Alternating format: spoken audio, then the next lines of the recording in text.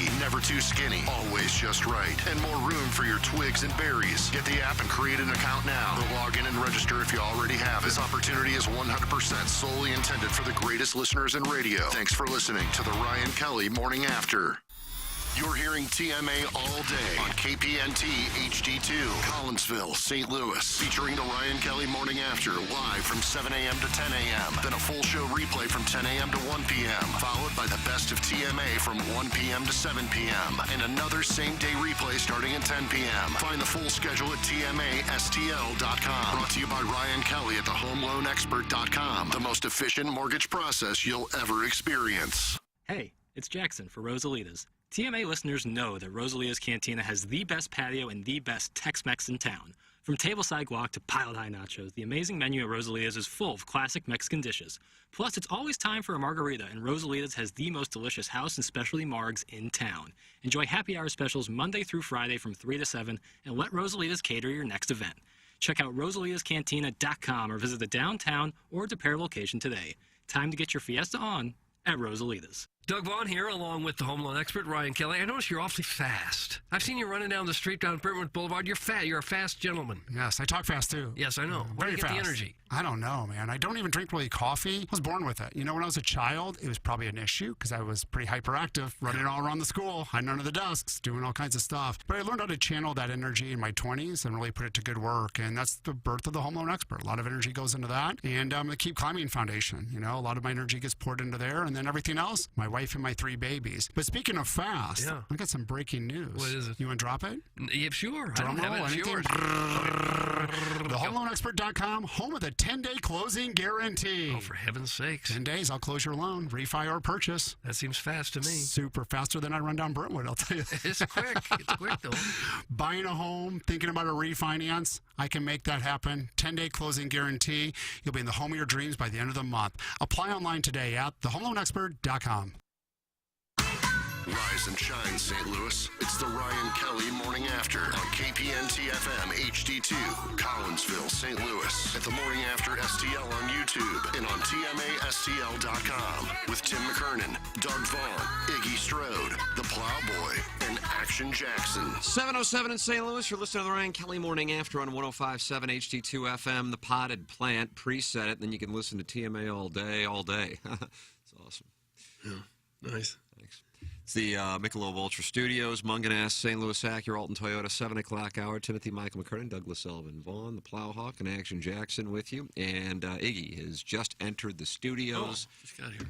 And he is ready to bring the heat. Well, my camera's been adjusted again. How does this happen? It's not aiming towards you? Unless I experienced a growth spurt over the...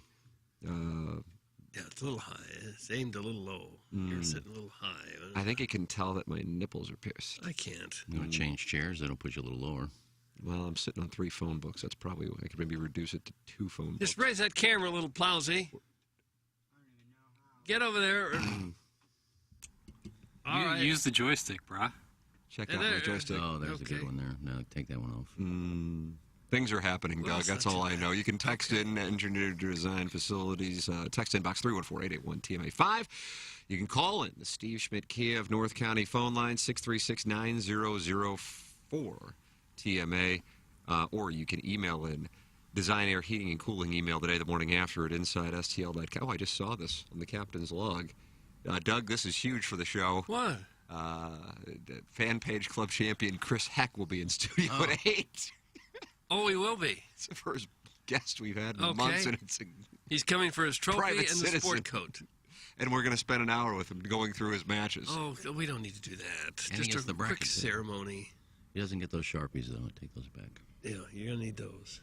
So, yeah. So that's a big get for us. Get those Take trophies that, over there. Riz. He mentioned you to this morning. Riz did. I was listening on the way, and they were talking about what time. Actually, they were talking about seeing other people on the road at that time of morning. They're wondering what they're doing because nobody else is coming to a radio station at 3:30. And they were talking about what time they get there, and they say Jeff used to get here like 2:30. Jeff got there at 2:30. Yeah, and then Riz would be right after that, and then Patrico, then Moon, then King Scott. Yes, Moon prides himself on being on the later side of the arrivals. And Patrico was saying, Yeah, I was talking to a radio guy once and told him, he asked what time you guys get in there. And when he said about 4:30, he said, what time's your show? 6? And this guy goes, what do you do? And Riz goes, I know what you're talking about, McKernan. McKernan goes, what do you do? He goes, well, we do prep. That's why we got a 30 rating. We got a 30 share of this book. I thought that was funny. Yeah, I don't know if prep really has anything to do with it, to be honest with you. Well, I don't know. Something we've never done, but Right. We ain't prepping. I think they just have a really good show. We're sleeping is what we're doing. they're just lucky we don't subscribe to Arbitron or whatever it's called now. We'd probably be at 35 share. Boy, they are lucky. I'd just like to have the last 60 seconds back and never out on the air. To be honest with you. Why? I'd be honored if Riz mentioned me on the show. Well, they did when we were cooking shrimp. They did. Yeah, and scallops. Well, okay, we'll plow ahead. No, congrats to them. The book. I think the book just came out, and they did, I think, a 32 yesterday, 25 to 54. That's amazing. But we're doing well. What? We're doing well. Oh. Our show? Is it? I don't even know where I'm going with this. To be I honest. don't either, but it's okay. It's Well, okay. Tim- Mazel well, tov nonetheless. Tim mentioned Riz, and I said that they mentioned you on the show this morning Okay. as I was listening. I mean, it's nice. Doug got the headline article in the Post-Dispatch. I mean, Yeah. we're a bunch of stars. Yeah. still Big waiting. hitters in the market. Still waiting for you to come back, though. Cool story, Boots. You should reward yourself with a 20-minute cigarette break. I tried. That's from Nate, and he's in Tallahassee. Great story, Ken. Why don't you grab a cig and sit a few plays out? That's from Tervis Parish. Riveting story. Thanks for sharing. I'm living in fear of the premeditated team hijacking. That's from Brian Henshin. The Reluctant Cuck says, nothing more riveting than listening to you recap another radio show in painstaking detail. Aunt Peg says, all right, enough grab ass. Why didn't Iggy fix his divot on the 18th? Oh. Show some respect to Belle Reeve. I'm tired of it. We had a 4 caddy. Aunt Peg. I was The afraid. caddy has to fix the I was divot? afraid. I raked a bunker, and he yelled at me. So. He did scold Iggy for raking a bunker Why? on number 10. Number 10. He said, that's my job. I said, well, replace the divot then, too. Oh, I think that's your job. Anyway. You chewed up the course, did you? No, it wasn't even a big divot. I thought it was a cute little story. Sorry. Iggy's coffee looks cold. Perhaps you should go get a fresh cup. That's from caller Ellen. She wants some. You are right, though. I made it at like. Is it a little lukewarm? I made it at 6:30, and it's. All right, we'll see you. I could probably go warm it. You want me to, Ellen? I'll do it for you, LZ, if you like me to. You can call in 636-9004. I think I will, actually. You are going to go get it. He's going to take All right. He's going to take I a little tried to time do what away. the listeners asked me to do. I tried to do it. One quick story. The listeners told you to get out, and so away you go. I thought it was a cute little story, trying to little cross promotion from our sister stations. And I just get trashed. Oh, We're the sister station. We are their sis. I'm sure they view us as the sister station. I love how Rosita, the 30 share, is our sister station. yeah.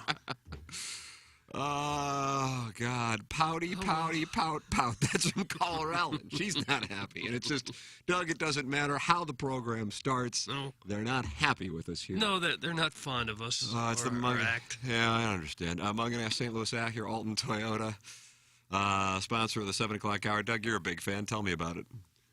Munganess. Oh, they've got me driving that Highlander, Toyota Highlander. Wait. Hybrid. Gets like 35, 38 miles per gallon. The thing just hums. You can't even hear when it's on. It is so quiet. Easy to use. It's big. It's roomy. It's comfortable. It's just everything you'd possibly want in an SUV. And the Munganess people make it all so nice. I'll be there today. I'm going there to get my oil changed. Me too. I'll meet you there. Okay. That'd be great. Because that's where you go for service, too. course. Nicest service people ever. Yeah.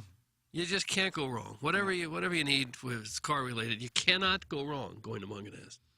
It's stlouisacura.com and altontoyota.com. Email me if you'd like an introduction to Jamie Burkhardt, TMCKERNAN at InsideSTL.com. Coming up at noon today, the return of the Pick 6 podcast. Wow, wow, wow. I'm gonna go tell Iggy about that. Is Projo Does he coming know next about week? it? I don't know. I don't think so. Is Well, that's Projo- going to be a problem. Well, hold on. I thought you said you texted everybody and, like, Joe told you to... Guess I can't say blow him, can I? Yeah. Service immorally. I texted. I purposely don't put Iggy in that group chat because Prod Joe's in there, and so I forgot that I usually text Iggy separately about it. Did he just walk in the studio? Yeah. Iggy, are you aware that the Pick Six podcast is returning at noon today? News to me. No, boy, Jackson. That's on me. You want employees like me and Plowsy. Why? Did you not want me to play? No, we do, but We do. Jackson didn't tell you. I forgot. I thought this had been set up for like a few weeks because there was an email, but I guess Joe doesn't include Iggy on the emails and Jackson doesn't include Iggy on the texts. I just try to keep everyone happy. I don't. Sounds like Hey, you sound like you Prod Joe texted just him. sent you a text. sounds like Jackson picked a side. He did. He chose the @Prod Joe side. I'll gladly not play. I don't care. No. Seriously, I only did it because Jamie asked me to play last year. No, we want you in it.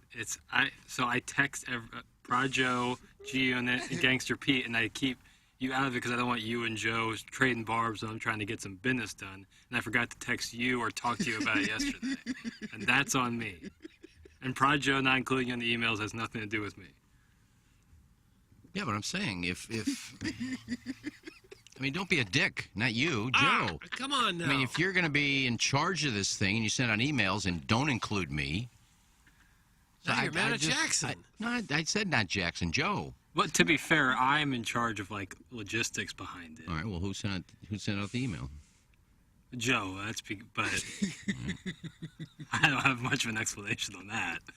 But I can tell you that it's on me for forgetting to text you about it. That's fine.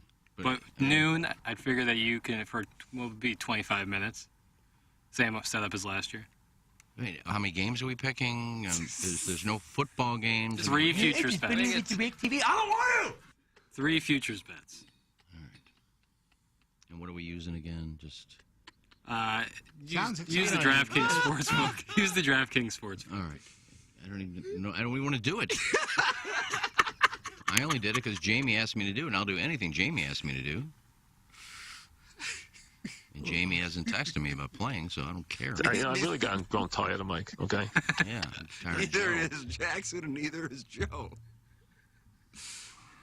Now you're worn out and frustrated. Well, I had the problem yesterday, too, with my apartment. I don't get emails. I come in and my bedroom's ransacked. Ransacked? What happened? They changed, put new windows in, but I didn't get any. They got an email at 9:30 yesterday morning saying they'll be by your building today between 9 and 5. Well, the email came out at 9:30, and I was a half hour from being done with my show for the day.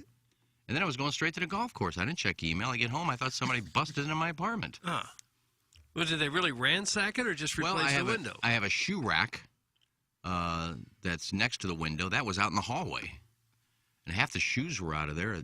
Why would they remove a shoe rack to replace a window? Because it was right by the window. I guess they had to come into my apartment to do it. And it was in their way, so they just moved it out into the hallway, and it kind of bent in half, and half the shoes are laying on the floor. Didn't bother picking those up. Stuff all over my bed. I found the Octomom video on my bed. I don't know where they found that. Oh, no. They watched your porn? I think they watched it. I don't know. It was on the bed. I don't know where it was. It wasn't in the windowsill. It was on my bed. How are these new windows performing? I don't know. They left it open, and I had the air conditioner on. They left the window open. They really worked well. Sounds like a first-class operation. No, I don't blame the complex. Lots of porn. Just that one. But I don't blame the complex. They replaced the windows but left the windows open? I don't know. Maybe they forgot to shut it. I guess they forgot to shut it. Unless they thought, oh, nice day. He probably wants it open. No, I didn't. But the fact is, I didn't see the email. Because it didn't come till 9:30 in the morning. And then I'll get an email from Joe. Joe sent the email a few weeks ago. These questions are tough. I didn't get that one either. Well, I don't see a lot of my emails that I should either because they come in such quantity that I could spend all day long just bouncing from one email address to the other, responding and reading the emails. Well, I have 2. Hubbard, and then I have my Negril. What is that, Negril? Negril? Ladies and gentlemen, Jackson has entered with a note from producer Joe. Oh, I thought I got a pink slip. It does look like a pink piece of paper. Yeah, you've been let go. It's just a piece of paper. That's all it is. With a sound story information for later. Oh, nice. Yeah. So anyway, I didn't mean to hijack, but I mean, I played last year because of Jamie. Well, what makes you angrier, having to play this betting game or getting new windows? Well, a new window's nice, but I guess they left it open for quite a period of time when they went to lunch. They killed about 30 crickets yesterday. They killed the crickets in your apartment? No, I You have a had, cricket farm? I had to. I guess they took the window out and before they put the new one in, said lunch. Crickets came 'Cause, I in. mean, last night I was just had a shoe in my hand watching TV. There's another one. I have another one. Just bouncing all over the place. There's crickets in your apartment. Yes, In the all over the jungle place. somewhere? It's a bad year for crickets, I think. It is. This has been a bad year for the cricket community. Well, I got moles in the backyard now. Big, giant dirt piles have been dug up in the hole. What's the size of a mole? Oh, like a cross between a... Gerbil? It's like be like a big mouse, but they're extremely ugly. Oh, yeah. And they have what look like paddles instead of hands, instead of claws. I'm gonna look one up. Oh, there- Uh-oh. We got producer Joe listening to the show this morning, and he is banty as all get out. About All hell what? is Why, am I breaking not loose sending an here. email? It's pretty simple. This weirdo having a stroke on the air. He wasn't included. His opinion means nothing to me on how we operate Pick Six. He can play by the rules we establish or not participate. That's from producer Joe. What rules? I didn't even see an email. Let's have the rules right now. What rules are we participating? We haven't even done one yet. That noise? Apartment is the crickets. Oh, Yeah, I don't know what happened. I thought we had like a leak or something. There's like 30 of them in there yesterday. I don't know what. He can go by the hear- rules. What I rules? hear outdoor noises. Jackson will be live on YouTube at noon. There they are again. We'll be live on YouTube at noon, and you'll have that on. So if you subscribe to the TMA YouTube page, which is free, tmastl.com, youtube.com/TMA, STL, I should say, you can enjoy it. And then it'll be on Facebook and on the Twitter tweets. Is that correct? I believe so. Let me make sure that. Oh, no, another curveball, Doug. No, I'm just making sure that our streaming service that we use is connected to our TMA YouTube. Because if you remember last year, we had this like weird Pick Six YouTube that we used. Oh, yeah. But I think we did some QFTAs live on that, if I'm not mistaken, and I'm sure we used YouTube for that. Give me a moment. All right, Jackson Okay, we'll has see. been excused. Nice Guys, email. that wasn't the window guy. It was the Seaman Slop Sink investigation team. Where's your balance sheet, Licks? That's from the Horse and Woods Wacko. He did request Mr. Licks's balance sheet yesterday. I haven't seen it. No, I thought maybe that's what I was getting when Jackson came in here, but it was not a balance sheet at all. You can see my balance sheet if you'd like. Take you like 2 seconds to read it. Well, it is a bad year for crickets. That's what made me think of the moles, because when I went back there to try to deal with the moles, I saw a bunch of crickets jumping around, too. Well, it's I wonder that's if what it sounds moles like at eat night crickets. now. They eat grubworms, I know, these moles. That's just sounds of millions of crickets every night, but half of them are in my apartment. Peg Diaz says Prod Joe is a classless D-bag. He provides nothing. I agree with that. Iggy, stop begging Jamie for money on the air. That's from Harrison's brother Master. How am I begging Jamie for money? All I said was I did it last year because Jamie asked me to. If Jamie doesn't care if I do it or not this year, I won't do it. You're going to WD from the field. I didn't have any fun doing it. You're about fed up. Every week you get Joe bitching about something, and then ask one question, and oh, he's such an effing idiot. No, it's a legitimate question. Every week, I got to sit there on my couch and put up with that crap. We will be on fan page, TMASTL YouTube, and TMASTL on Twitter. Doug will be everywhere. Okay. You can sit at home this afternoon and watch I won't, but I could, I guess. at high noon. At high I noon. just probably won't. I think I'm going to do what G-Unit did. I'm just going to turn my camera off and you can hear my audio. Probably how Prod Joe's going to be. I don't have to look at anybody. Well, I don't mind looking at you guys. I just No, don't like especially Tim. looking at Joe with that, I'm a naughty little boy. with that light he's got in the background. It looks like he's behind a green screen. Hmm? His background every week's got like 3 lights behind him, like he's in a movie theater. You don't like it much, do you? I don't like him much. All right, enough of me. Clip that off. Doug, not enough of Ryan Kelly, title sponsor. Not enough of him. No, we can't ever get too much of Ryan Kelly because he is the home loan expert. You know, mortgage rates are still dropping, home equity is still up, and now's the perfect time for a little cash-out refi. I've done it twice through Ryan Kelly, and I can tell you it all works very smooth and easy, and you'll be happy you did it. Rates could go back up soon. Act before they do. The average cash-out refi with the Home Loan Expert team is about $54,000. Imagine what you could do with that. You pay off all those credit card loans, that's for sure. The Home Loan Expert can structure your loan to miss out on a few months of payments. Find the financial freedom you want with a $54,000 cash-out refi. If you want that much, you don't have to take that much. You take more if you've got the equity in your home, or you could take less, of course, and you have no payments for a couple of months. The Home Loan Expert has rates over a quarter point lower than the national average and is home to the 10-day closing guarantee. The website is thehomeloanexpert.com. Ryan Kelly and his team will take excellent care of you as they did with me. There it is. Donut Drive-In will be serving breakfast at the Lemmings Open, which is now sold out. The Lemmings Open sold out, taking place, presented by Michelob Ultra, on Friday, September 23rd at Normandy. If you didn't get yours, I am sorry, Doug. It is all gone. Really? Donut Drive-In for breakfast. Lunch will be provided as well, and then Uncle Leo's after the round, the delicious pizza of our Friday Night is Pizza Night partner.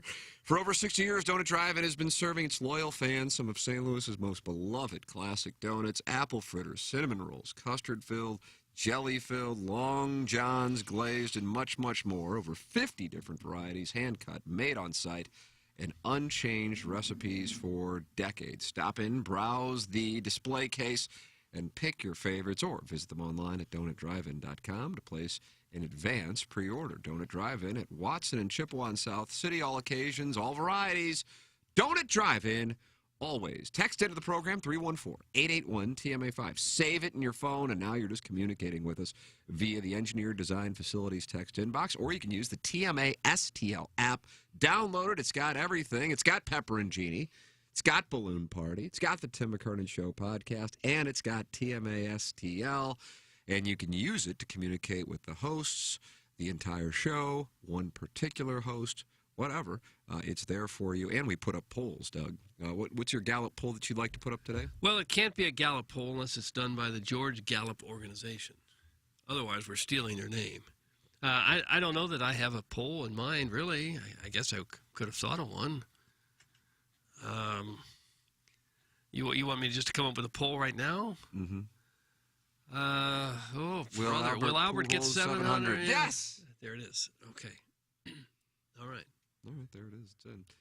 Tim, can you try to put your fist in your mouth during the podcast at around 12:15? Thanks. That's from Steve in Wildwood.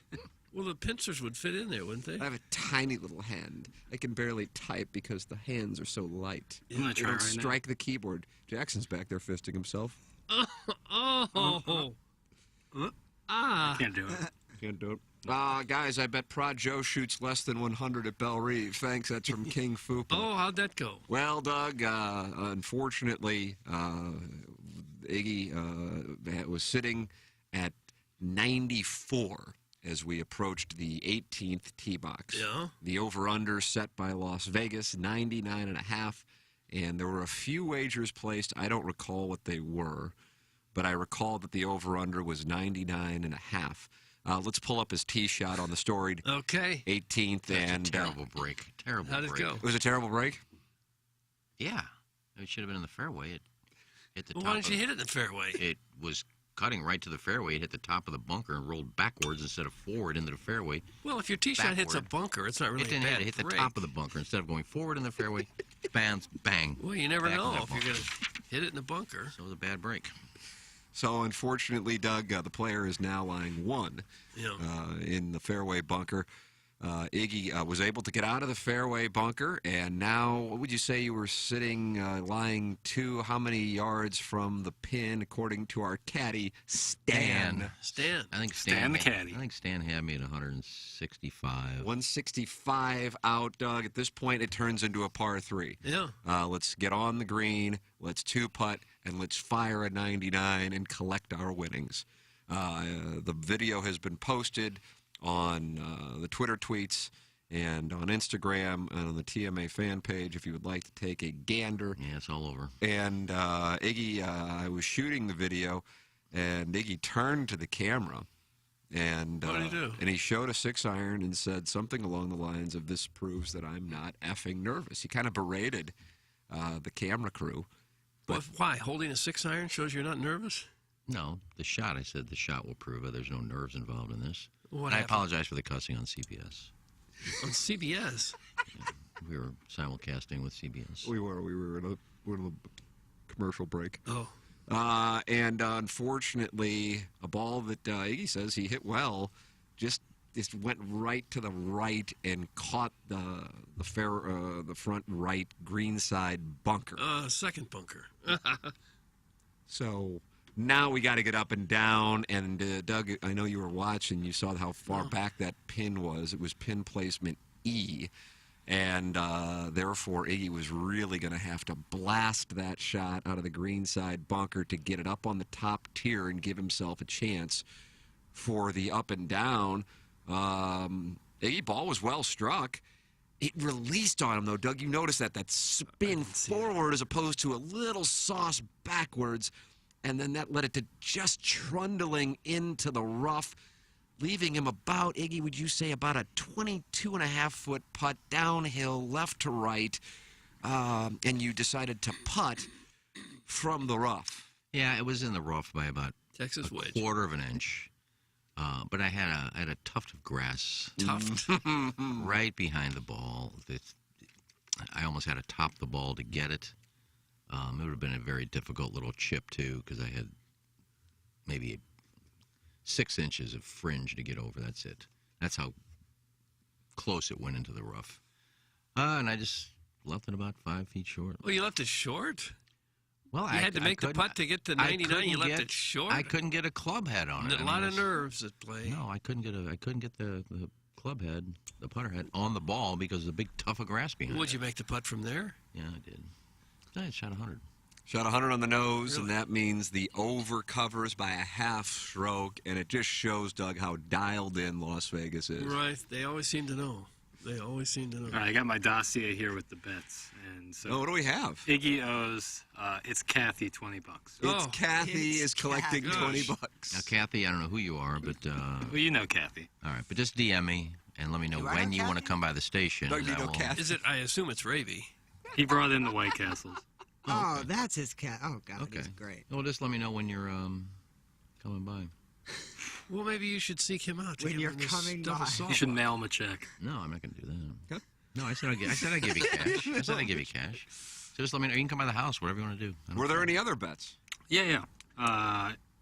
Plowsy and Billy Haywood. No, with Iggy. So Iggy only had $20, that's it? I don't think he did the Oh, I did get. 3-putt one. No, I only did one. No, I didn't keep track. But I of it. did get, just got a text, and I forgot about this because it turned out to be a $500 putt.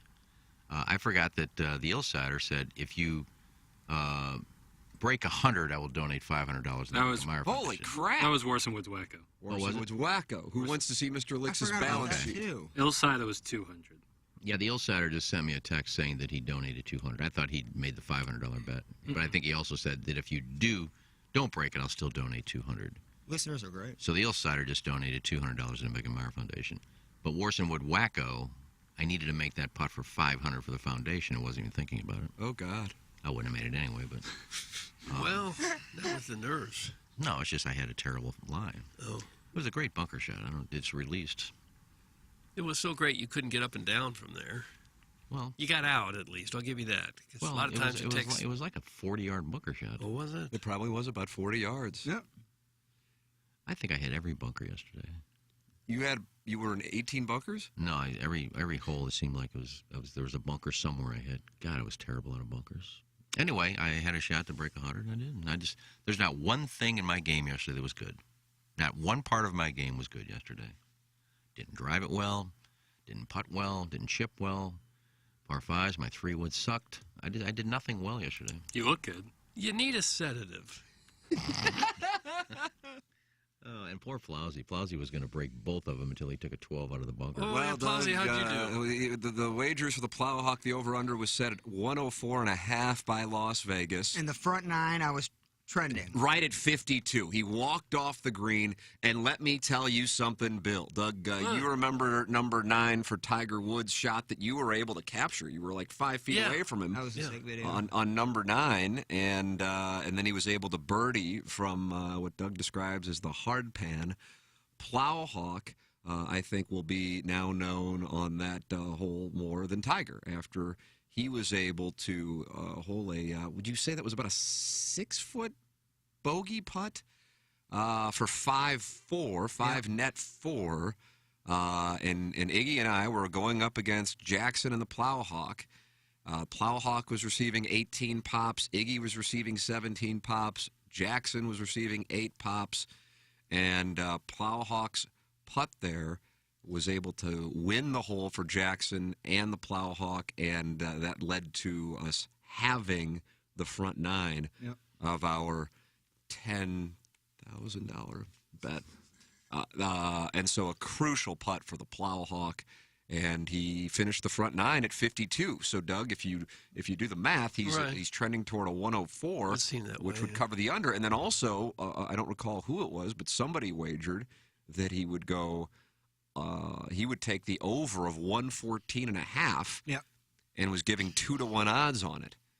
Now, let me take you to the back 9. Let's pull up number 16. Many people will remember this for Brooks Koepka's dart 4-iron from 245, and he just left it beautifully right below the hole. And I think he might have won the golf tournament with that tee shot. We were playing at $150, I think. I think we were playing 162 was the number that Stan gave us, and that's about a 4-iron for many players. And so Plowhawk pulls his drive, and now we begin an odyssey through the greenside bunkers, and all hell has just broken loose. Let's take a look at the video. Doug, what do you see here? Well, also, and here's the thing, like, we're the last group to tee off, so we have members behind us who were absolutely pinning, like, every shot. I mean, they didn't do anything wrong. I don't know if they were mad. I just don't like holding up members. No. So I was lying 6, hitting 7 in a greenside bunker.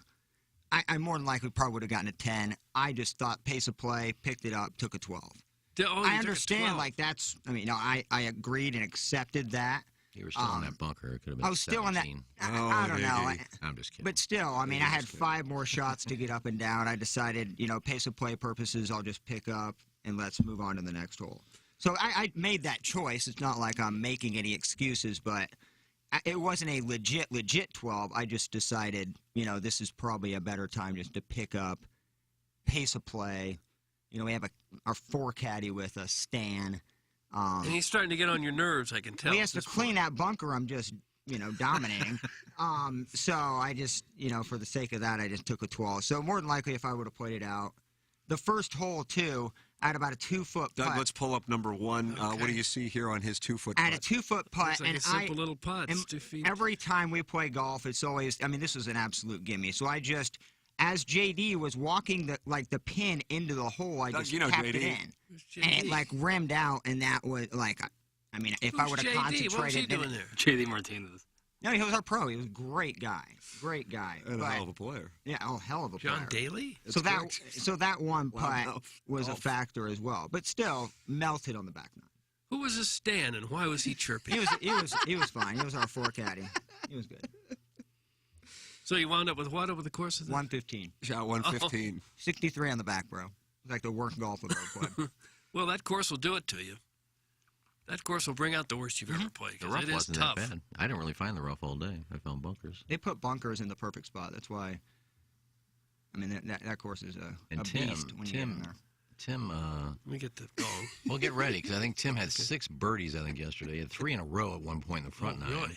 Yeah, he was 2 sick putts. and he missed about 4 on the edge for 4 more birdies. I mean, the flat stick was unreal. Would you say it was the best round ever played at Belle Reve? It's been compared at this moment. Mike Tucker is going to look at historically if it is the best round ever played at the golf course. From the white tees, yes. I would say from the white tees, probably the best putting round I've seen Tim in a while. I mean, the flat stick was just awesome yesterday.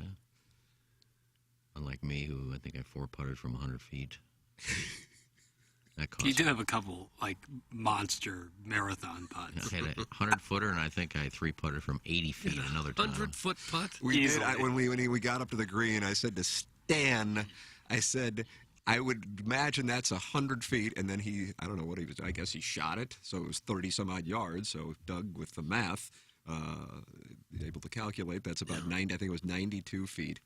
Started off pretty nice, but then it took an aggressive line down the hill and then nearly rolled off the green, which Mr. Licks was cautioning, and then Iggy 3-jacked from there.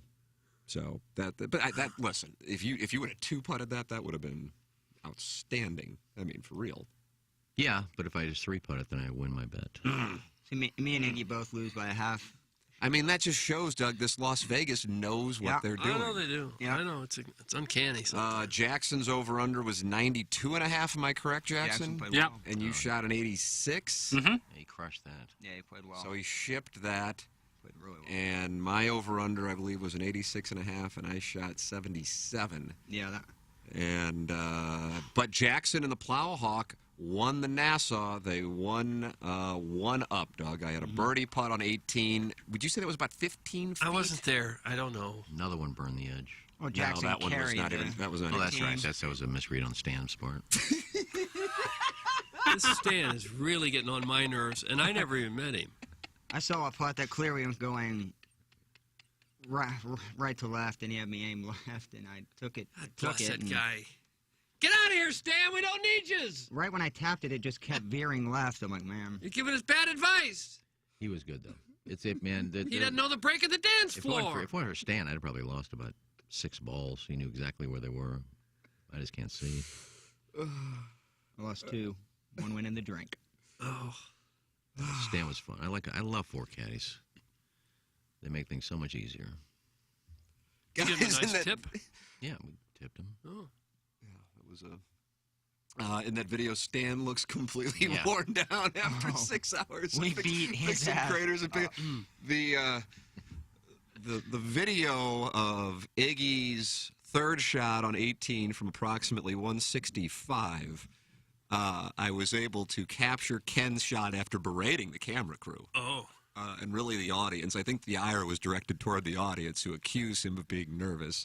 He did club twirl the ball that was heading toward He did. 40 yards short and into the bunker. He did. Oh, you He close your club like I you club hit it twirl after right that? on the Oh, button. big time. I know I club twirled before I hit it. Like Tiger at Pebble. kinda For a kicking ball that was about 30 yards offline and 40 yards short, it was a very confident miss. With the white pants, too. It's outstanding. And I turned the camera, and I don't even know why I did. I turned the camera over to Stan, who's leaning up against our cart, and I just missed. I mean, I missed by a second. He had it right after the shot. He puts his head, he buries his head into his hands.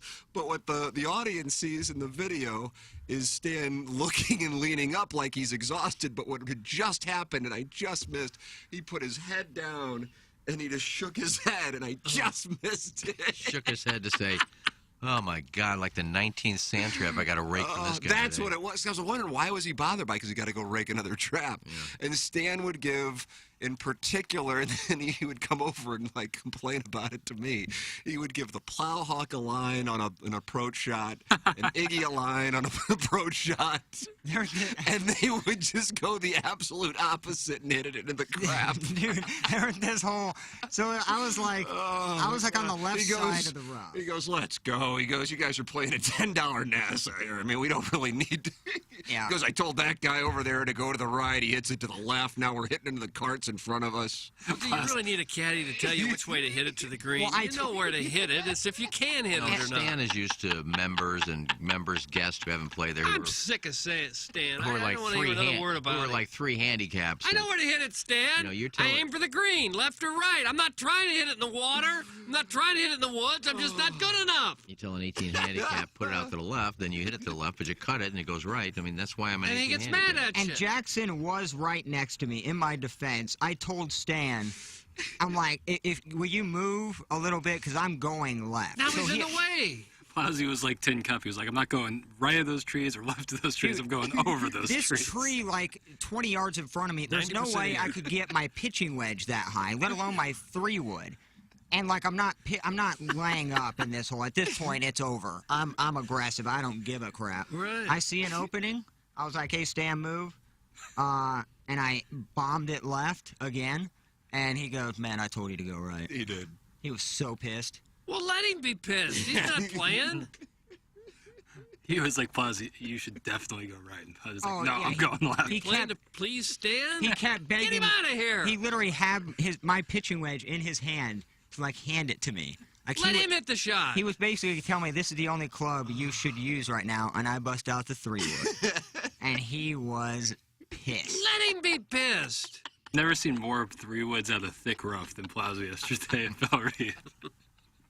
Yeah, I about did one out of the bunker, but I decided not to. But a 3-wood. 52 on the front, I was happy with that. Well, it came after that clutch putt on number 9, Doug, and I thought that the Plowhawk didn't see how aggressively right to left that putt broke, and he did, and there was never a doubt. And Iggy and I were candidly robbed of $10. That's what that sounds man did to us. Yeah. He looked at us in the eye and pulled our hearts out right there on that number 9. You know what I did too, and I didn't realize. So Stan, like after the 9th, I needed to take a pee, get a water, and get a hot dog. So we stop at the clubhouse. The old halfway house, Doug. But Stan keeps walking to the hole. And my hot dog like needs to be made fresh. So this is probably an 8-minute process total. And like we get up to the tee box at 10, and Stan has just been in the rough waiting for us forever. Oh, poor baby. That's his job. That's why he's there. He acts like you're there to please him. And then the back 9 was the roughest round of golf I have ever had. And he got upset by that too, didn't he? I mean, I don't know what he was expecting. What does he think? Everyone that comes out to Bell Reeve is a 2 or 3 handicap? Maybe they are. They probably don't get a lot of bad players out there because it would wear you out. It wouldn't be a whole lot of fun. So maybe he's used to really good players. Well, he earned his money. Stan. Sounds like he had a bad attitude. Stan the caddy. Isn't there a movie, a golf movie with Stan as a caddy? No, Seinfeld. Kramer's caddy. Oh, that's right. Stan the caddy. Stan the caddy. I knew there was a Stan caddy. Said you play the somewhere. jacket off the shirt. Yeah. What does that mean? Like when it gets hot out, you take the jacket off and you play the jacket off the shirt. Stan the caddy.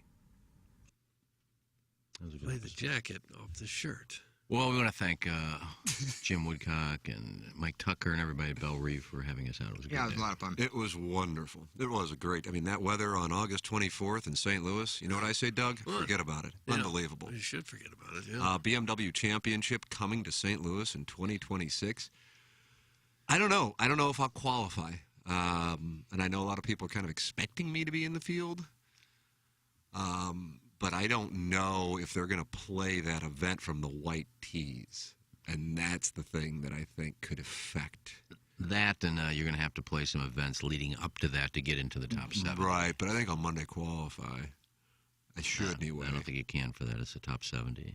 Yeah, but on Monday qualify and I'll win a couple events. And then I'll be Yeah, in there the you go. top 70. Yeah. Well, then you'll be fine. But then I'll just have to do the show remotely. I'll do it, and I'll just request later tee times from Jay Monahan, and I should be. We'll take care of it. Tim, I'd like to nominate you for the Presidential Medal of Freedom for repeatedly playing golf with these scrubs. You are a saint. That's from Harrison, brother, master. Sounds like Stan didn't prepare himself for the massacre that is media day.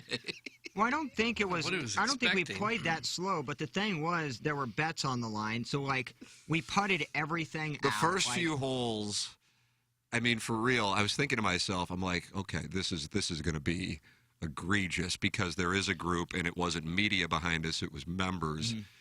And we got people putting for 7s from 2 feet, and I thought to myself, we probably just need to alter the rules. So I think on number 3, after I made like a 4-footer, I said, all right, everybody's good, and from going forward, we'll all agree if it's a gimme. Now, the gimmies were not just like, 5-foot putts. They were the proverbial inside the leather gimmies. And that was my problem with one was we didn't establish that rule. At Well, we the said we were going to time. put everything out. Yeah, no, and I get that. Yeah. But So that then was it just the got a one, little. yeah. Then it just got a little agreed. But for real, those scores were the scores. That was playing the ball down, and that was by the letter of the law.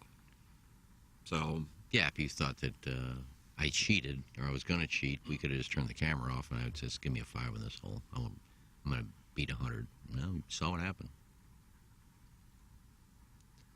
Well, at least you had a good time, though. Right? No, it was a great time. Always fun to be out there and see your media brethren. Brethren. John Hewlett was in front of us along with Randy Character, Oh, were they? and John Hewlett walked all 18. Oh, wow. How about that? Yeah, it's not a Carrying his own clubs? Carrying his own bag. Pull cart or something? No, carrying his bag. Oh, that sounds horrible. He loves to walk.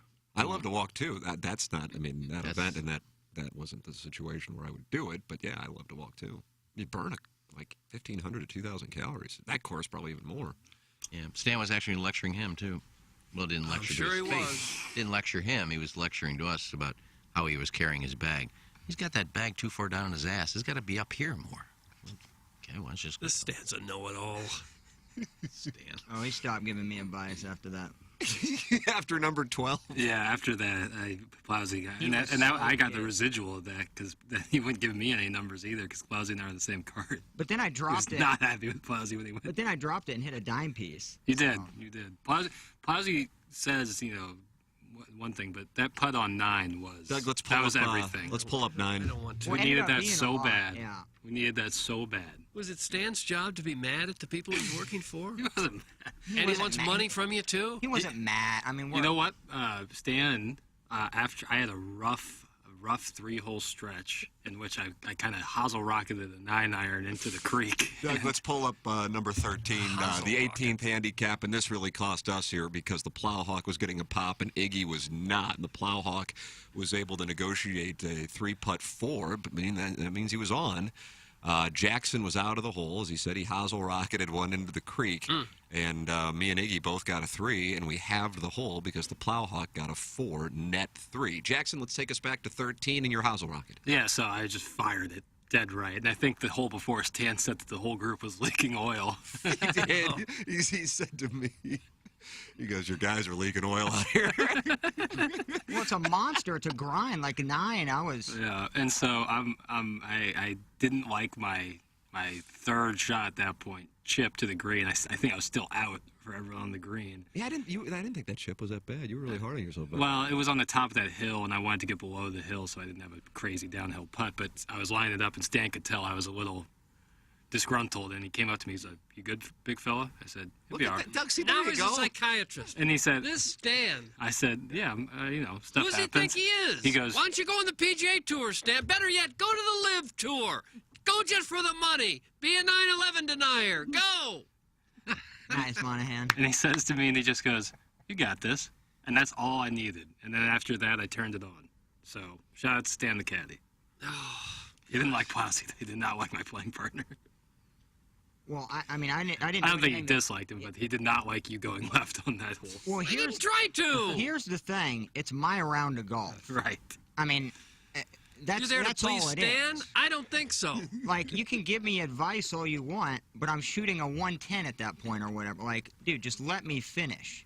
Just let me end this my way. Get out of my face, I did it Stan. my way. Do you think Stan lost a bet or drew a short straw? The 1,000-yard stare in his eyes on the Facebook video looked like colorized World War I footage of soldiers with shell shock. Ready to hear the whistle. Of Kevin's brother Jack. Climb up over the trench and into the fire.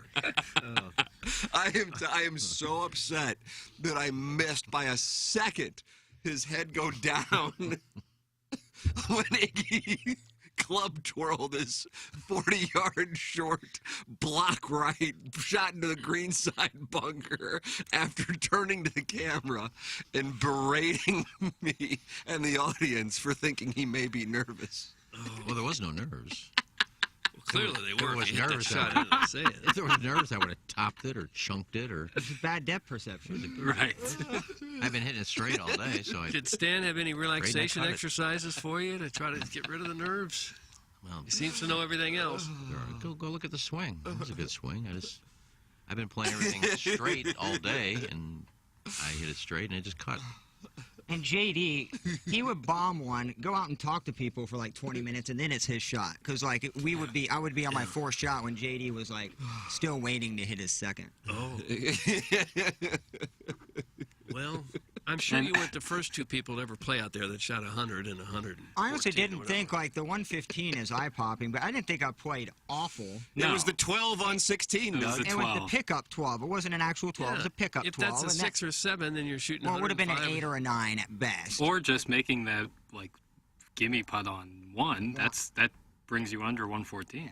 So do you owe anybody money? Oh, yeah. You I do. hit neither Venmo. Here, I got Probably you. Stan. There we go. Probably owe Stan a Billy Haywood, you certainly, because he had your number at 104, and then the Ghost Gerbil, you owe $50. Yeah.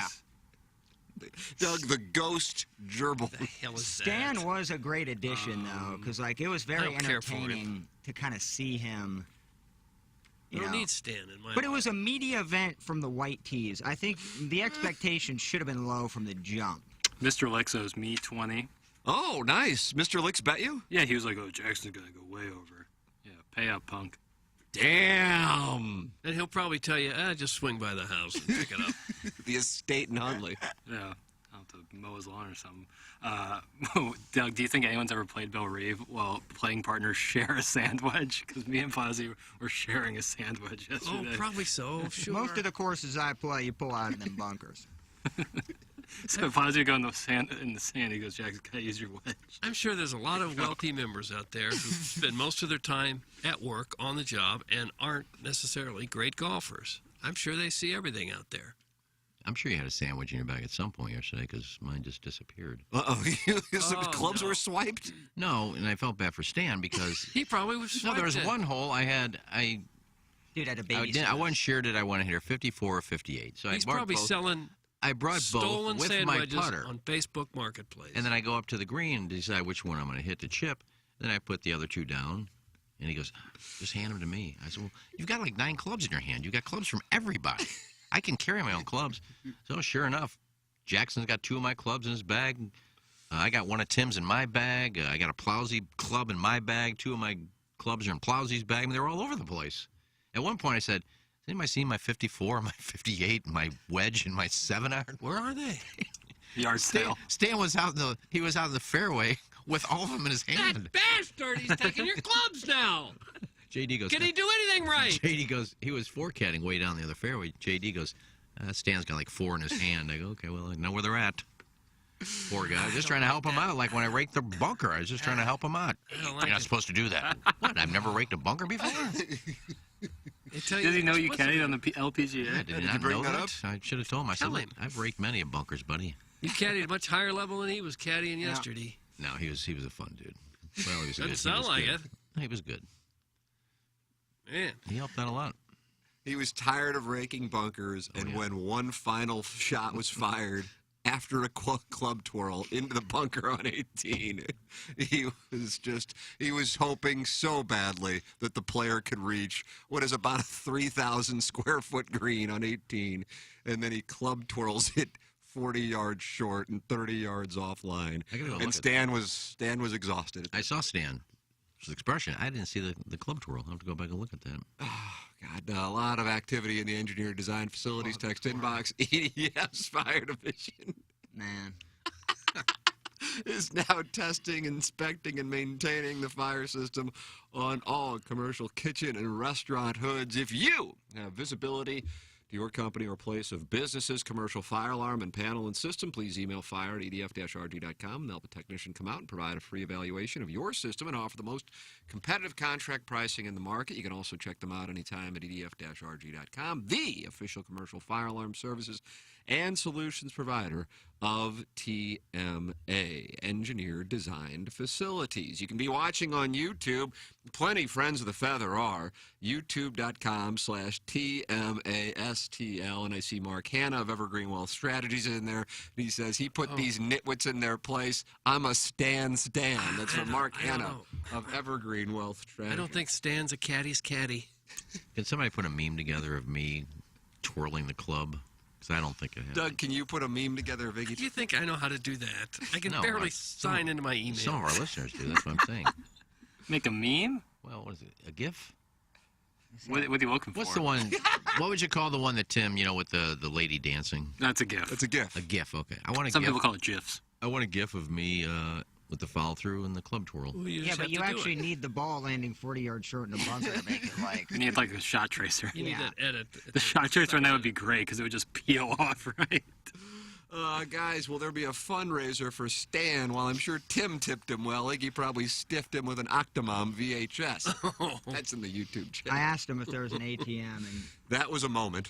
That was a moment. I think this is after the round. I believe so that was the final grievance aired to me.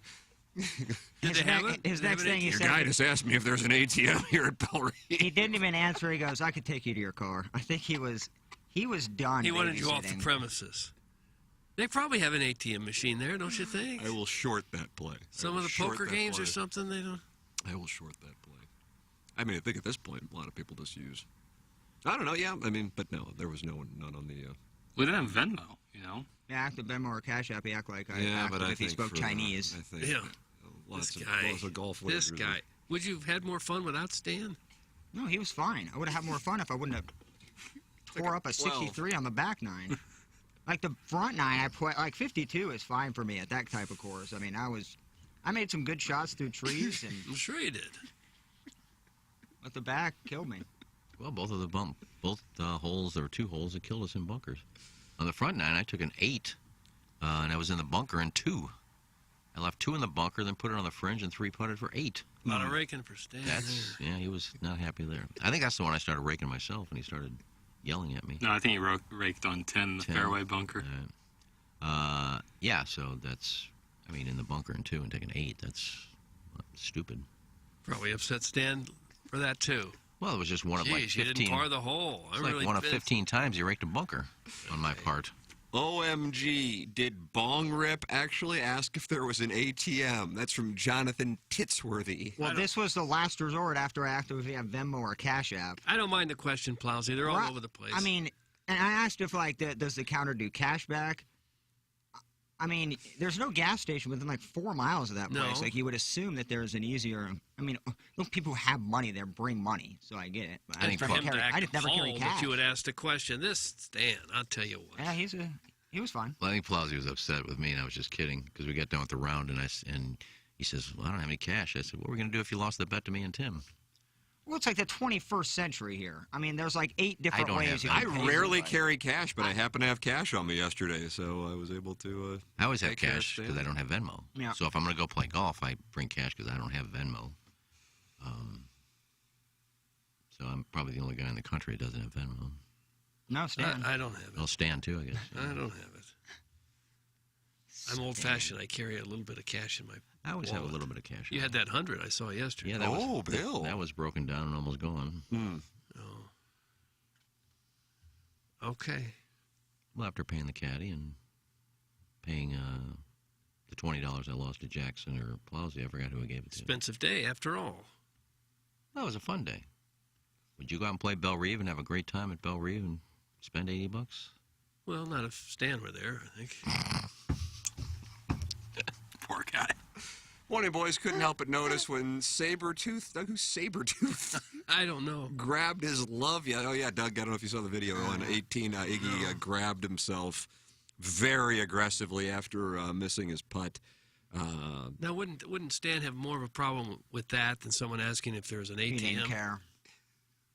After Sabretooth grabbed his love yesterday, he didn't have much of a handful. Also, Tim, your play-by-play is the best, and you are the best. And also, Doug, will you finish on my chat? Okay, that's enough. It's from the retired air marshal. He's no air marshal. Have you ever spotted an air marshal on a flight? Seen somebody that looks like After an air marshal? September 11th, I flew out to San Francisco for the Rammies and 49ers, and I had my significant other at the time. And the gentleman kept walking back and forth and kept looking at what I thought was her. And I'm like, God, what a creep. But whatever. No, I'm not going to do anything. I'll just sit here and get cucked in the air. And then I realized, I'm like, oh, that's an air marshal. You know, for a cross-country flight, I think it was 10 days after September 11th. And that's probably what it was. But he was not dressed in a, I think they did put people on flights at that time in the ensuing days. I thought they were supposed to not let you know who the air marshal is. Right. He was You're not he was supposed to dressed know, just yeah. like a business person. Yeah. I've heard there's still some on flights even now. I'd be fine with that. Was the Bellerive clientele impressed with the wardrobe of a man who looks like a mustard and mayonnaise mashup today? That's from Little Tommy Tribbins, and he's up a little later today, but he is in the parking lot riding in I circles on a hope you dirt hit a bike. piece of sand. No. Just skin a knee. You want him to fall off the bike? Just skin a knee. That's it. That hurts. Yeah, put a little Bactine on it and go You're home good and to go. cry. Go home and cry to mommy. I've got an ouchie. Okay. Mr. Mr. Licks is in. I see a lot of people posting about me on the fan page. Can you let them know it's spelled L-I-X? Also, shout out to Boy Pig. Also, every time I see Iggy, he looks like a 25 or higher handicap. Why does he think he's good at golf? That's from Mr. Licks. Oh, Well, I don't know. When have I ever said I'm good at golf? There's not one time on this show I've said I'm good at golf. Because I'm not good at golf. So quit making things up. What's your handicap? Let's play. Oh, you're going to go out there with Mr. Licks? just called him out. Well, what's your handicap, Licks? Doug, let me look up Licks in the Put your mouth where your golf is. Yeah. Gin app. Seriously. These are the people that I want to play. People that You want a piece of him? think that you say how good you are. I've never said I'm good at golf. But let's see what your handicap is. If we're comparable, let's go play. You'd show him a thing or two. There is no Licks in Missouri on the Gin app. Maybe he's a grit guy. Mr. Licks, please shut your pie hole or fill it with gas and light it on fire. That's from Peg Diaz. Hey, Tim, I'd like to take a flight from Lambert to Mascoutah with an air marshal inside me in the potty. That's from the recovering alcoholic Boy, this guy. from Belleville and Webster Groves. Everybody knows I'm an 18, always looks like he's at least a 25. That's from Big Tuft. Mr. Licks has responded to your offer. I'm not playing Normandy. I'll try to get us on at Log. That's from Mr. Licks. Don't you like when somebody calls Log Cabin Log? I don't That's like when you it. know you've never played. No, it's called LC. Lord. It's LC. It's the cabin. Doug, which one is it called? Is it Log, I like LC, or log. the Cabin? I like just log. Yeah, I bet you do. Oh, you son of a sack ass. Ghost Gerbil has issued a statement. Lots of statements coming in. I accept Plowboy's concession. I was rooting for him, and he made it close. But let's face it, Vegas's 104.5 was off on this one. And by the way, Iggy's 6-iron was not a good swing. Iggy had no follow-through. Watch the film, Doug. That's from the Ghost Gerbil. I think 104.5 was spot on. Yeah, I mean, Las I Vegas think was on it. I thought it was spot on. I had a 52 on the front and didn't play great. I mean, it was an absolute massacre on the back. So, I mean, I thought 104.5 was kind of a good number. Well, and if you look at my swing on any shot I ever hit, I never take a full swing follow through. I always play like a 3/4 shot. John Rahm. So that's like every shot of mine, not that one. Even my driver's like that. Just you get older, you can't get the club all the way back. Yeah. All the way through, you just kind of 3/4 and LPGA. Not very it. limber. Yeah, you just kind of LPGA it. Where does Iggy get his parachute pants? What do you call them? Parachute pants? Yeah, why? Scooter. I mean, parachute pants Army are supply store. They still skinny have waist with big. those? What are they Blousy. called? Yeah, I mean they're white Perry Ellis pants. They're golf pants. I don't know why people So can why call 'em- parachutes? No, they're not even. Is that a close. particular They're style not even of golf close to pant? parachute. Oh. I mean, you were never a paratrooper or anything, were you? They're almost slacks, right? Yeah, I mean they're golf pants. These people just don't know how to dress, and they think they're parachute pants because you're used to wearing acid wash straight leg jeans. Damn. And when you got a little bit of flare on a pant, they call it a parachute. Why you always go straight to acid washed? Because that's the look of the Hoosier. Doug, that's the look of the Hoosier. Well, I'll tell you what, the look of a man with wealth and sense is a man who's going online at designairservice.com for any time they want to upgrade their HVAC system with Seth Goldcamp and his incredible crew at Design Air Heating and Cooling, the official HVAC provider of TMA and the Tim McKernan Show podcast. It's Design Air Heating and Cooling. Doug is a client, and I'm a client, and we would tell you, you will be very happy when you become a client as well. Design Air Heating and Cooling, online at designairservice.com. Anytime you have an issue, all you have to do is go to designairservice.com, click on the Book Now tab, and a service tech will be there quick, fast, and in a hurry. For real, within a matter of hours. It's Design Air Heating and Cooling, the official HVAC provider of TMA and the Tim McKernan Show podcast. Design Air Heating and Cooling, online at designairservice.com. I'm a client. Doug's a client. We recommend you become a client as well. It is 8:08. It's time to close out our Munganess St. Louis Acura and Toyota 7 o'clock hour. Appliance discounters, 8 o'clock hour coming up. Your hometown appliance source featuring major brands like GE. That is next. This is the Ryan Kelly Morning After from the Michelob Ultra Studios. Okay. There's a lot of common sense and Western wisdom like don't squat with your spurs on and always drink upstream from the herd. And there's also some Western wisdom that's less common, like never steal from a bear what you can't make for yourself, or a man doesn't know his worth until he's eye to eye with a rattlesnake holding a toad. I'm sure there's a good lesson in there somewhere, but there's one lesson that is perfectly clear. Fistful of Bourbon is an award-winning blend of 5 straight bourbons and as smooth as a banker on Friday. Get wise and pick up a bottle today. Don't be a damn fool. Please enjoy responsibly. Imported by William Grant & Sons, New York, New York. Okay. Hot takes. Yeah. Pepperoncini. Pepperoncini. And now the Pepperoncini Show with Darren Atkins and Ken Stroh. All right, take it, fellas. There it is. That's the open. Pepperoncini. Pepperoncini. Pepperoncini. Pepperoncini. Pepperoncini. Pepperoncini. Pepperoncini. Pepperoncini. We don't know what it is. We don't understand the name. We just know it's stupid. And it's available every weekday, featuring Iggy and the Plowboy. Apparently it's some kind of a podcast or something. Available at tmastl.com and on the TMASTL mobile app. Whatever. Live from the Michelob Ultra Studios, KPNT-FM HD2, Collinsville, St. Louis. This is TMA All Day. Hey, it's Jackson for Rosalitas. TMA listeners know that Rosalita's Cantina has the best patio and the best Tex-Mex in town. From tableside guac to piled-high nachos, the amazing menu at Rosalita's is full of classic Mexican dishes. Plus, it's always time for a margarita, and Rosalita's has the most delicious house and specialty margs in town. Enjoy happy hour specials Monday through Friday from 3 to 7, and let Rosalita's cater your next event. Check out rosalitascantina.com or visit the downtown or DePere location today. Time to get your fiesta on at Rosalita's. Hey, this is Tim McKernan, and I am here with Ryan Kelly, the HomeLoanExpert.com longtime title sponsor of TMA. I'm talking about a decade.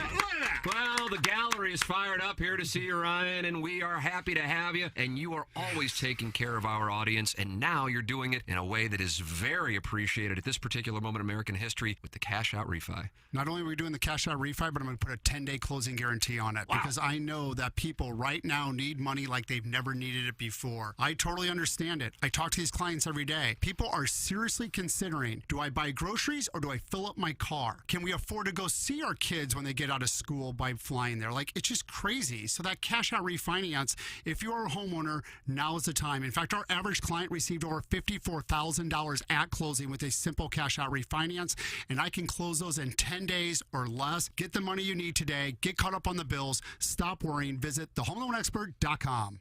This is Tim McKernan. I'd like to tell you about a company I started just a couple of years ago, and I still own.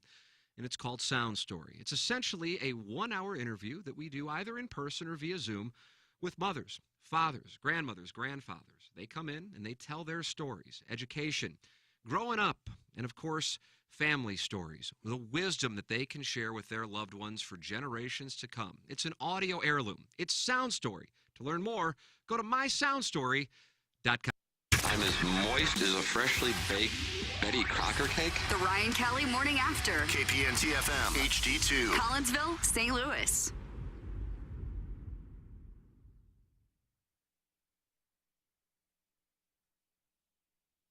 Nards.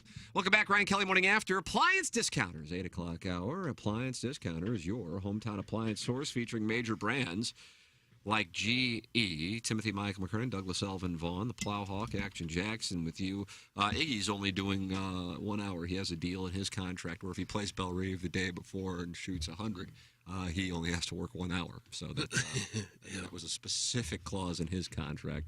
Well, welcome in the Michelob Ultra Studios to our Fan Page Club champion for 2022. If you're watching on YouTube, you see a bad boy in a big bomber sitting in Iggy's seat.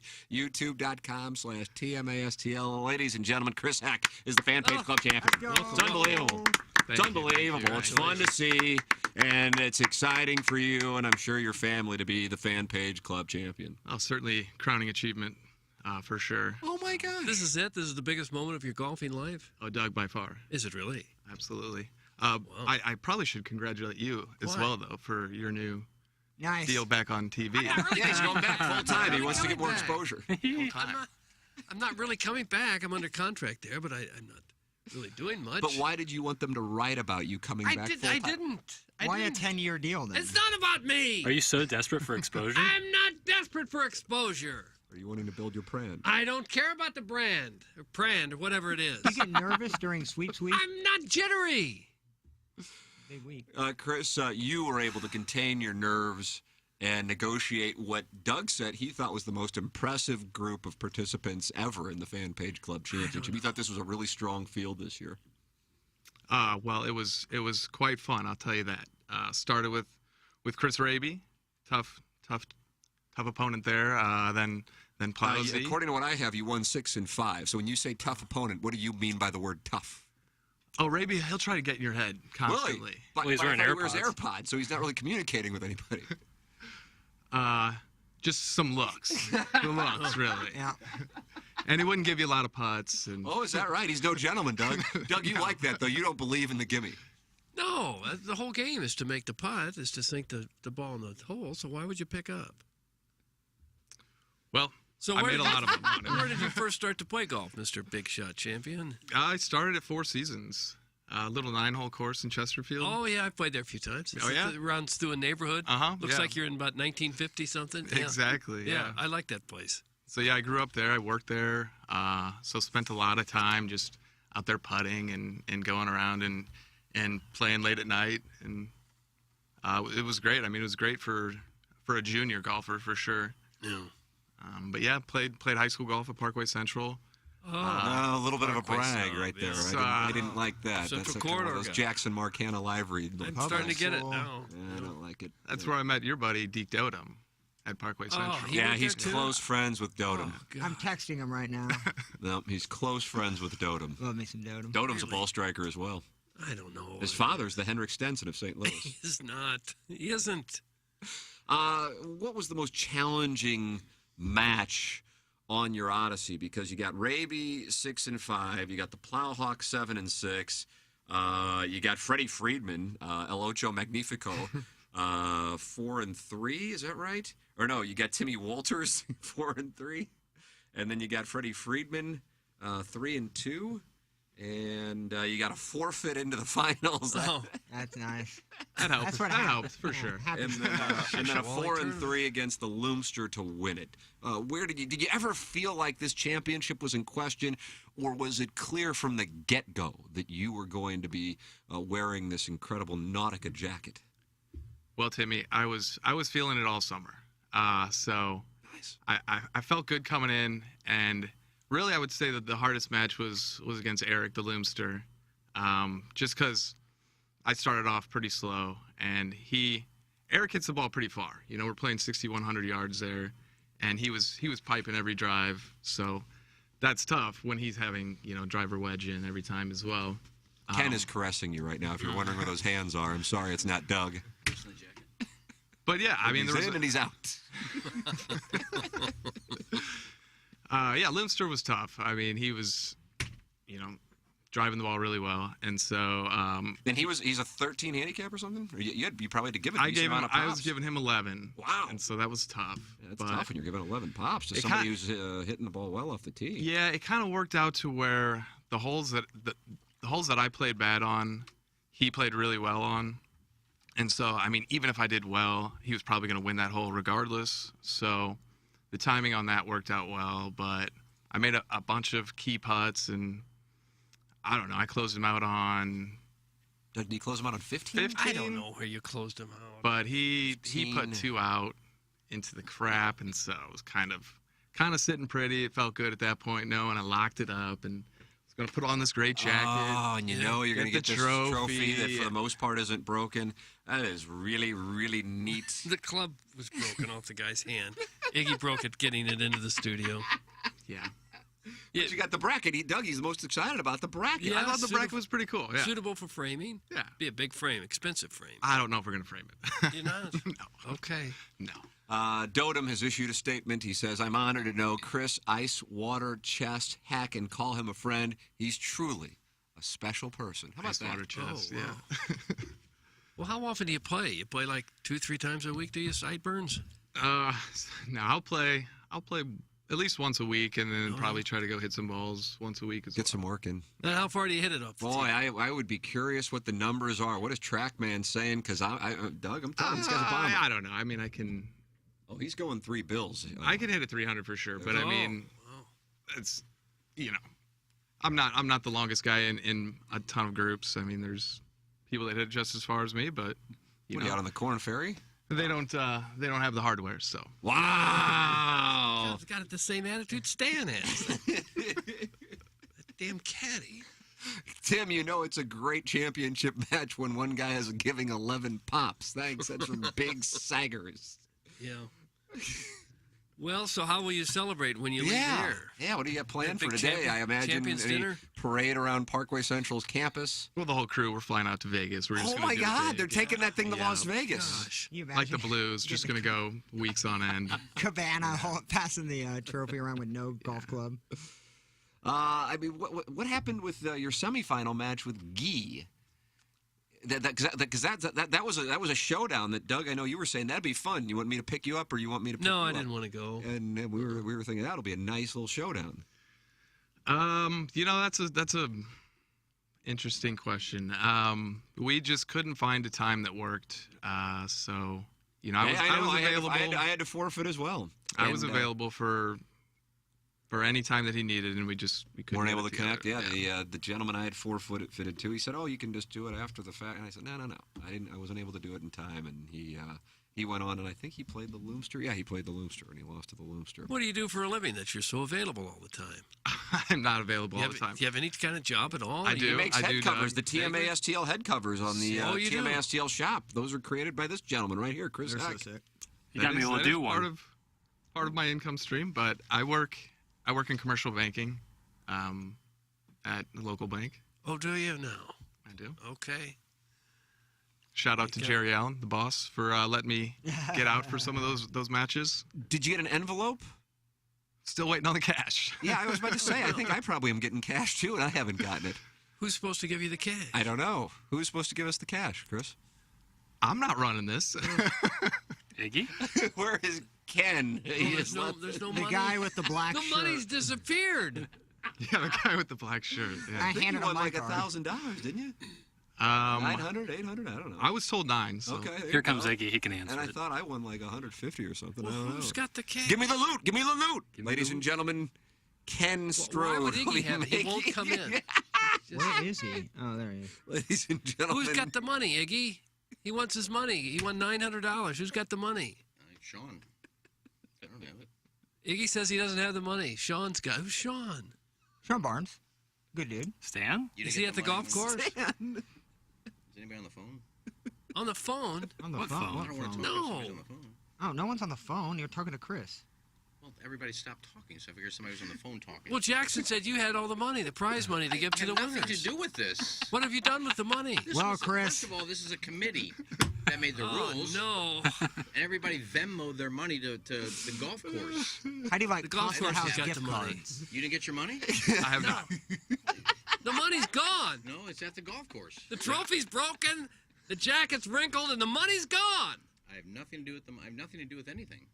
That dude in the Except I black took care shirt of is in the, I took Vegas care of the right now. bracket. That's Yeah, my hand. he's the real winner. 900 Guy in the black shirt. Chris, Stephen Wilder wants to know what your net loss was on playing in this event. Exactly. Yeah. Also, you got no money. Whatever. Big loss. Yeah, I mean, at this moment, it's substantial. So is he supposed to go to the golf course and say, "Where's my $900?" He should have had the money when he got done playing. But he didn't. Well, I wasn't there. I don't know. What are you doing with the money, Iggy? Oh, he's so Getting his fast. windows I got replaced. $20. You want it? So he should. All I got left. So he should go to the There's, golf we'll course. get you the other 880 in the next year. Just charge us a couple points. Hey, Tim, I'd like to offer this champion of the people my wife this evening. All holes. Have fun, sir. I tip my cap to you as I pleasure my own tip watching you. That's from the recovering alcoholic. So there's another part of the prize pack. I didn't even know that was part of the prize pack. Just a little bonus. Oh, man, that's nice. I'm worried about the money now. I guess you're supposed to go back out to Gateway and say, "Where my money?" Maybe they can Venmo you. I don't know. Well, someone should know. Who set this whole I thing would just up? call Gateway and see if Why don't Sean's you there. know? I'm sure I didn't have anything to do with it. Well, that's my answer to everything you're asking me. I have nothing to do with any of it. Well, who set up the pairings and everything? I didn't set up the pairings. Sean has the money. Sean Oh. Barnes has the money. Okay. There we go. All right. So Chris where do looks you a little find him? It'll cost you $100 in gas to go back there and get it. Oh, Oh, God. perfect tournament. Hey, guys, he has been secretly living off of the supposed prize winnings all summer. That's from Lady Gaga's Fupa. I haven't seen a penny. well, I didn't caddy this year, so I made no money that way. Hey, Hack, have you ever hit a 3-wood 250 out of the rough? Thanks. That's from Jake, and he's in Kirkwood. I bet you have. Yeah, sure. Yeah. Have you played Belle Reve? Yeah, I played there a few times back when I was playing, junior golf. There were Oh, a couple gotcha. events out there, Sweet. but I haven't played it in a while. You ever take a 12 on a par 3? He doesn't have headphones. he doesn't in, have Jackson. headphones. I picked up 7. Oh, I'm useless then. Oh no, you're fine. Now he Put does. that off. Jackson had a nice question for you. Go ahead, Jackson. Have you ever gotten a 12 on the par 3? No, not recently. Might happen in junior golf. Gotten away from Yeah, it. I don't even know if that may happen in junior golf. I think the coaches would just pull it out for you. I told Plaza just kick it out. No one would see. Stan would. He'd call you on Ass. Chris, congratulations on the win. What a huge. We recommend you contact counsel regarding your winnings, and we will retain counsel as well. And may the best party win. Oh, thank you guys so much. Chris, What a treat. congratulations. There he is, the 2022 Fan Page Club champion, presented by Michelob Ultra. This guy's good. Doug, he isn't going away. He isn't going away. You'd be here next year to defend your title? He isn't going away. Yeah, This is plan going to to. be. This is going to be a force to be reckoned with. When he started this tournament, he was a 3-something. He's now like a 1.2, something like that. So sick. Yeah, I mean, he's tracking towards scratch. Beware of Chris Heck. He isn't going anywhere. All right? No. Fun guy to play golf with as well. He rolled me like a tight blunt, but still the entire time, him and his partner couldn't have been nicer. So, yeah, good dude to play with. That's half the battle in golf is finding a good partner, good foursome to play with. Now For a we have second, something to that put guy. on this wall. Wall looks bare now. Yeah, it does look bare from our. Jackson, can you do me a favor? Chris, you got everything? You good? You back then, Jackson? Don't have your money. Well, he's got his I wonder hands full. how all the shows feel. And he's walking out with this huge. Well, that's what I was going to ask Jackson if you're there. See you, brother. Jackson's Chris not Heck. there. He's wearing a We need. I guess I'll go sport do it. coat with a T-shirt underneath. I was going to say, if Jackson, go into the kitchen in that window and film Heck walking through the courtyard with a big trophy and a big poster board. Jackson isn't there, though. It's a shame that the trophy was broken because it was a nice trophy at one point. Iggy, what should I win as a quarterfinalist? I believe I was part of. Doug, was I part of the Elite Eight? I don't know. Okay. I don't know. We have no way of looking it up now. The bracket's gone. I think quarterfinalists got 100, semifinalists got 150, and then the loser got 450 or 500, nice and hit. the winner got 900. I think. That's a nice hit. Yeah. That's a nice hit. Yeah, I think quarterfinalists all got their money back plus a little bit more. Nice. You didn't get yours either. I've not. I wonder if know, anybody I got do paid. know. I do know that. Sean. Well, I know Sean has the money. Sean. It was all Venmo'd to the course, so they have the money. The thing is, a lot of these matches get done after Sean's gone, or they play on weekends and Sean's gone, and the guys in the clubhouse don't know where the money is. Was Sean been told who won the thing? I don't know. Why don't you ask him? Well, I don't know, Sean. Might Maybe, do. maybe we should have taken a picture. I was out of in the first final- round, so I don't care where the money is. We should have taken a picture of the final bracket so that when he asked, okay, who are the semifinalists, who are the quarterfinalists, we would have known. Well, don't care. Well, that's Jackson, no can way you do to- something real quick? What's that? Can you do something real quick? Go to the kitchen and get a picture of Heck walking through the courtyard with that big trophy and that poster board. Okay. I think it'd be funny. It would be funny to see him put it all on in it. the trash. I could have done it, but I don't know how to put it on Instagram. Yeah, you've been banned from our Instagram Yeah, I account know. after commenting on Learn's posts. Password's been changed. And I sent out an email yesterday, and I just hit reply, so I wonder who got all those. Oh, did you do another reply all yesterday? I hit reply. I didn't See if reply I got all. anything from you in here. Reply. I replied all, but I think I was supposed to in that email. It seemed like it was the appropriate reply all for the sellout of the Lemmings. Nice.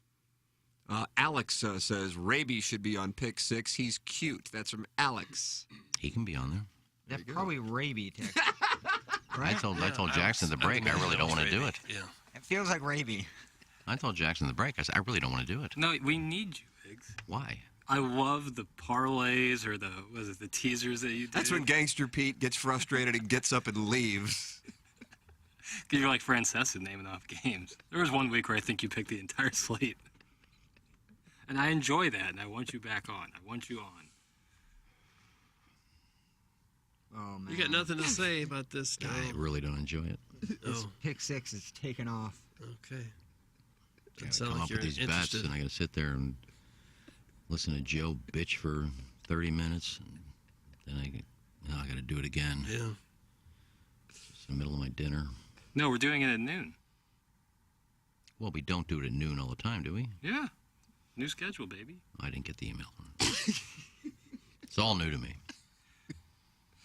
Doug, so you can watch this today at noon on YouTube. It's like a little lunchtime appetizer. Let's take a break from NYPD Blue. I Or think I Killing got- Crickets, one of the two. I need to sleep I out want- the garage or something, so I'm not sure I'll be available to watch it. Well, maybe you'll be at VIP Auto Accessories talking it over with Tommy Sabolka. That's Yeah, that'd also be better. possible. That's your one-stop shop for commercial van and truck uplifts. That's right. It's VIP Auto Accessories. Tommy wants you to call him directly. Any questions you may have, 314-428-3900, or email him directly at tommy.cibulka@vipautoaccessories.com. That's VIP Auto Accessories. They are all local and have been since 1979. Once employees start working there, they don't stop. They have people employed there 35, 41, and 42 years, and the business has only been around 43 years. VIP is part of the TMA ecosystem. They do work with Design Air and Munganast, among others. It's VIP Auto Accessories for all of your upfitting needs, and they take the car from point A to point Z. You don't have to run around to a bunch of different vendors. They do everything right there for you. They also have graphic solutions for retail office space, walls, floors, windows, and of course vehicles. You name it, VIP does it. And also public safety solutions, EMS vehicles, police cars, and airmen vehicles. It's VIP Auto Accessories online at vipautoaccessories.com. Check out emailing Tommy directly. If you have any questions, tommy.cibulka@vipautoaccessories.com. Or you can call him 314-428-3900. Tommy Sabolka and VIP Auto Accessories. Doug, you tell us about Dents Express. How do you do? Well, I'm fine, thanks, and they are certainly doing well at Dents Express. The Wilson family, they've owned it for a couple decades now. Go see Gray. It'll make your day. That's Gray Wilson. He's who we deal with. Wonderful fella, and the family's great, and they will take good care of you. Dents Express is where you take your car for minor dents and dings, for paintless dent repair. PDR, I call it. It will restore your car to its original luster. They repair minor collision damage, hail damage, and they do cosmetic wheel repair. They'll get your car looking like $1 million. They got 2 locations. They are in Manchester Road in West County, just about a mile west of 270, and on Hughes Lane in St. Charles. They're very close to Munganest Acura out there. I mean, just about an 8-iron away from one location to the next. So while you're out there looking for your car, you go to Dents Express. You'll say, oh, I got a little dent in my car. What'll I do? Well, with Paintless Dent Repair, they will fix you up. That way they don't have to take a week to paint the car and prep it and do all that. They've got tools that can oftentimes repair your car perfectly without having to paint it. Saves money, saves time, works for everybody. If your car is a dimpled mess, go to Dents Express. You're saying, I wish they had a website. Of course they do, and here it is now. DentsExpressSTL.com. Remember, go see Gray. It'll make your day. Jamie Burkhardt of Munganast has just entered the chat, Doug, and he says the following. Okay. I could do the same deal. I really do not remember what it was. However, I would do it again. Jamie Burkhardt, Munganast. Same deal. I guess this is for Iggy's participation in the Pick Six. Oh. I don't remember the deal either. But if Jamie wants me to play, I'll play. It's as simple as that. Unbelievable. If Jamie says, I don't want Iggy to play, I'd say I'm not playing. Wow. There it is. Whatever So Jamie says. Got So. a Metro don't trust you, I'm going to shoot you kind of deal here. So whatever, I don't know what the deal was, so somebody will have to figure out what that was. Whatever it is, I'm playing. Jamie says he wants me to play, I'll play. There you go. 3 futures bets today, Iggs. Jamie could 3 tell me, futures bets. Jamie could tell me to go take a quick dip in the fountain. I'd be out there in 2 seconds. Jamie, would you mind texting that? Yeah, please. Desperately need the content. I would do it. He's a great guy, and he's taken fabulous care of us. Yes, At he Munganest. has. Yes, he has. I'd probably St. Louis I'd probably Acura. be taking the bus to work if it wasn't for Jamie. And Alton Toyota. Yes, Jamie and Clayton. I'm driving a Corolla. I have the Alton car. Jamie says, please play. Then I will. There it is. That's all it takes. I love you guys, but if you Otherwise, said we need it's you to the play, bus. love Jackson. If he said we need you to play, I don't want to play. No. Jamie, I'm in. Yeah. Hey, guys, will the guy with the oversized backwards fitted Mizzou hat in the dark apartment be on Pick Six this year? Thanks. That's from Big Tuft. Pete's apartment isn't dark. Gangster Pete is a part of it. I'm surprised everybody was able to do this at noon. Yeah, me too. It's going to be a nice field. Yeah. I think Joe and Iggy are going to get along this year, Doug. I think it's going to be good. I agree. I think no they need to way. mend the fences. Ain't no way. Extend an olive branch. I have. He hasn't accepted, so screw him. I don't really care. I'll be on my best behavior. Maybe a firm handshake would I tried that. smooth things over. I tried, and he said, not interested, don't care for you. Boom and boom and boom. Do you care for him? No, I don't. You don't care for him. Boom and boom and boom. Doug, people can get involved in the conversation by emailing in the morning after at InsideSTL.com. The morning after at InsideSTL.com for our design, air, heating, and cooling email of the day. What a showdown we have with only 5 shows left in the month of August. JV golf coach Kevin Miller deadlocked at 5 wins apiece. Fun to see these guys competing and just battling it out here. If you want to compete, get through. But Jackson, a lot go into the filtered file, a lot more never make it to the filtered file. Get through Jackson's file the morning after at InsideSTL.com. It's the design, air, heating, and cooling email of the day. It's in our appliance discounters 8 o'clock hour right now. Your hometown appliance source featuring major brands like GE. Doug, the Cardinals losing last night. Nolan Arenado tossed for whatever reason. I still don't really know. The home plate umpire did not appeal down to first base. Nolan Arenado beside himself, and he was ejected rather quickly from the game. The Cardinals never able to get anything going offensively against the great Luke Farrell, and Miles Michaelis didn't have his best stuff as the Cardinals lose last night to the Chicago Cubs. So four games in, Cubs have won 2, Cardinals have won 2. Brewers lose last night, so the Cardinals maintain their first place lead. 3 of the 4 games here in Chicago, they've scored 1 run or less. No! And 2 of those runs were solo home runs. That's all they got. So except for that second game of the doubleheader when they scored, 13, they've done next to nothing offensively there in Chicago, which is frustrating. One of those games when they scored 1 was a relief bullpen start for Chicago, wasn't it? I think that's 5 or 6 pitchers. It may have been, yeah. But I think it's bad when they eject players that early in the game. You got to allow the players to yell a little bit. At least give them that initial emotional scream. And the umpire didn't even give Arenado that. This is one of the stars of the game that people pay to see. And when you throw him out in the 3rd inning or so, it It ruins the entertainment value of the game for a lot of people. Now, I know you can't go overboard and go on and on and on. There's a time, certainly, when a player needs to get ejected, but that was not it. That was not the time. What was the I wonder why he situation? didn't eat. Excuse me. What was the situation? Was it a check swing? Yes. Mm-hmm. But the umpire had called it a strike? It was a third strike, and he did not appeal down to first base. Yeah, I don't think you can. If the umpire calls it a strike. No, he called them out. The pitch was clearly out of the zone. He called it a strikeout based on the swing. Yeah, so Arenado thought it was a check swing, half swing? Correct. But I think if the umpire calls it a strike, you can't appeal it. That's correct. Okay. The issue is that he didn't appeal it before calling it a strike. The home plate umpire apparently thinking that he saw it perfectly and didn't need to appeal it. Right. But isn't that the rule? You That's what I'm appeal it saying. only if he doesn't actually If he have confidence that it was the correct call. Yeah. Right. You can't appeal everything. But in baseball, Well, it is yeah. standard for a check swing like that because it was very borderline as to whether or not he swung. That was, Arenado had already begun going down to first base, and I don't think that was an acting job like we saw with Matt Carpenter doing so often. And he was stunned, but I think what really pissed him off is that he didn't appeal it. That was really odd. So I want to make it clear, the pitch was not a strike as far as in the strike zone. That wasn't really within question. It's that and then it was odd that the umpire smirked at him. Did you notice that, Doug? I didn't see that. He no. smiled at him.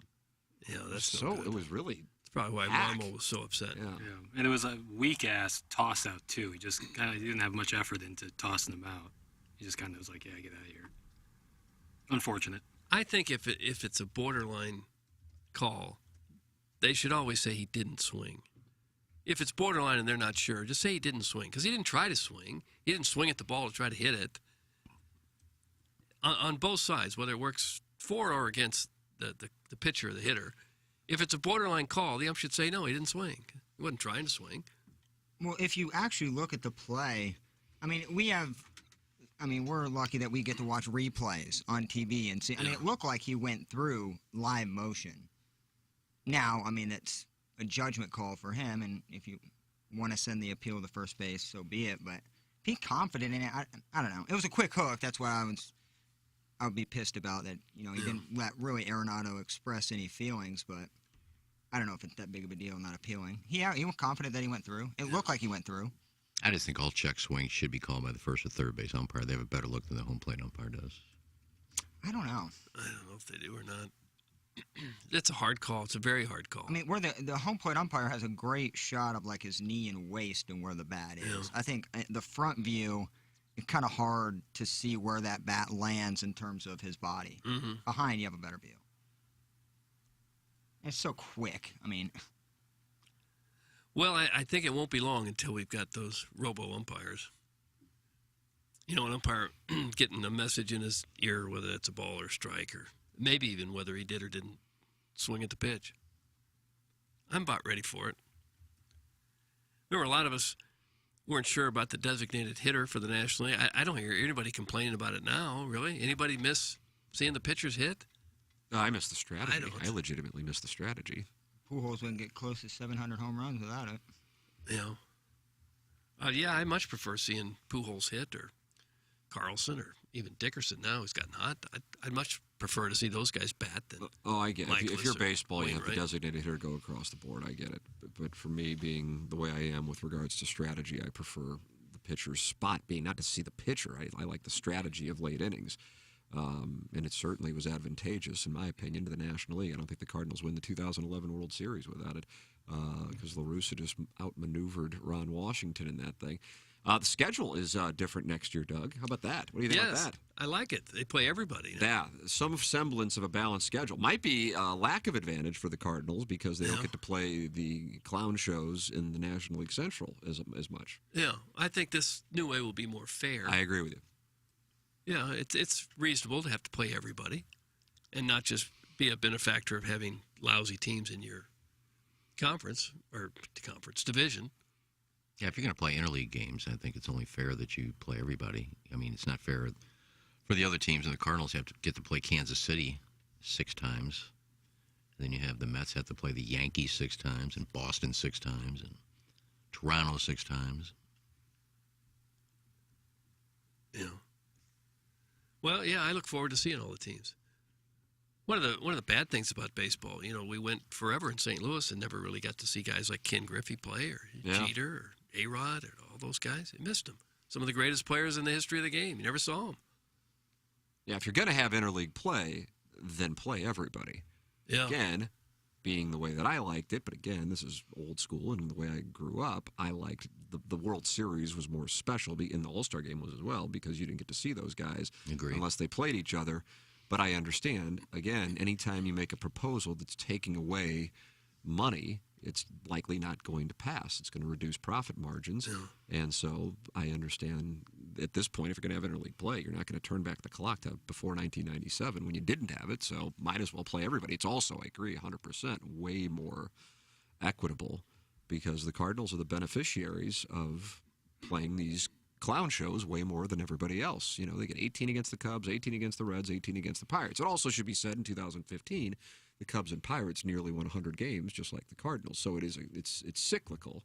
Although I do wonder if you're going to see more and more teams in the middle of the country that are not Denver and not in Texas struggle to land high-priced free agents because people don't want to necessarily live here if they can live on the coasts.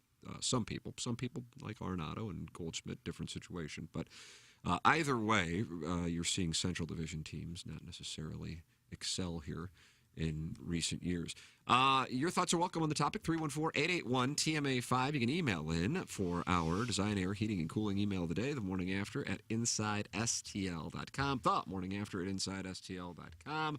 And get involved on today's radio program. Doug, I know you like to watch Mad Dog and Stephen A. Smith. Here they are. I don't see a lot of them, no. Here they are. Together? Working together. That's correct, on ESPN. I'm going to these events. They're in Madison Square Garden. Excuse me. Yeah, go ahead. UFC ain't for everybody. No, not for me. But not for you. But let me tell you not something for right a serious now. Sports fan. That's not true. That is disrespectful. That is ridiculous. No way. Let me stop right there. A serious sports fan watching that? Excuse me. You're crazy. Excuse me. Listen. Nothing is boxing. I love boxing. No. Boxing is hijacked by promoters. We gotta wait years for fights that we should have in months. Give credit for that. Dana White doesn't do that. Dana White puts the fights on. He gives the American people the fights that they want to see. He gives the world the UFC fight. Oh, excuse me, they matter. You got kids? How old is your kid? My 19-year-old Wisconsin going crazy. Big deal. You met him here for crying out loud. Thank you very much. So my point is this. You don't care about what your son likes? Is that what you're trying to say on national television? What your son likes doesn't matter? Nobody cares. Nobody cares about that. You watch that? Excuse me. You sit there on Saturday night and plunk your $50 down the watch. Okay, that's enough. That's enough of the arguing. You gotta be kidding me. That's not you are so ignorant right now. It is sports.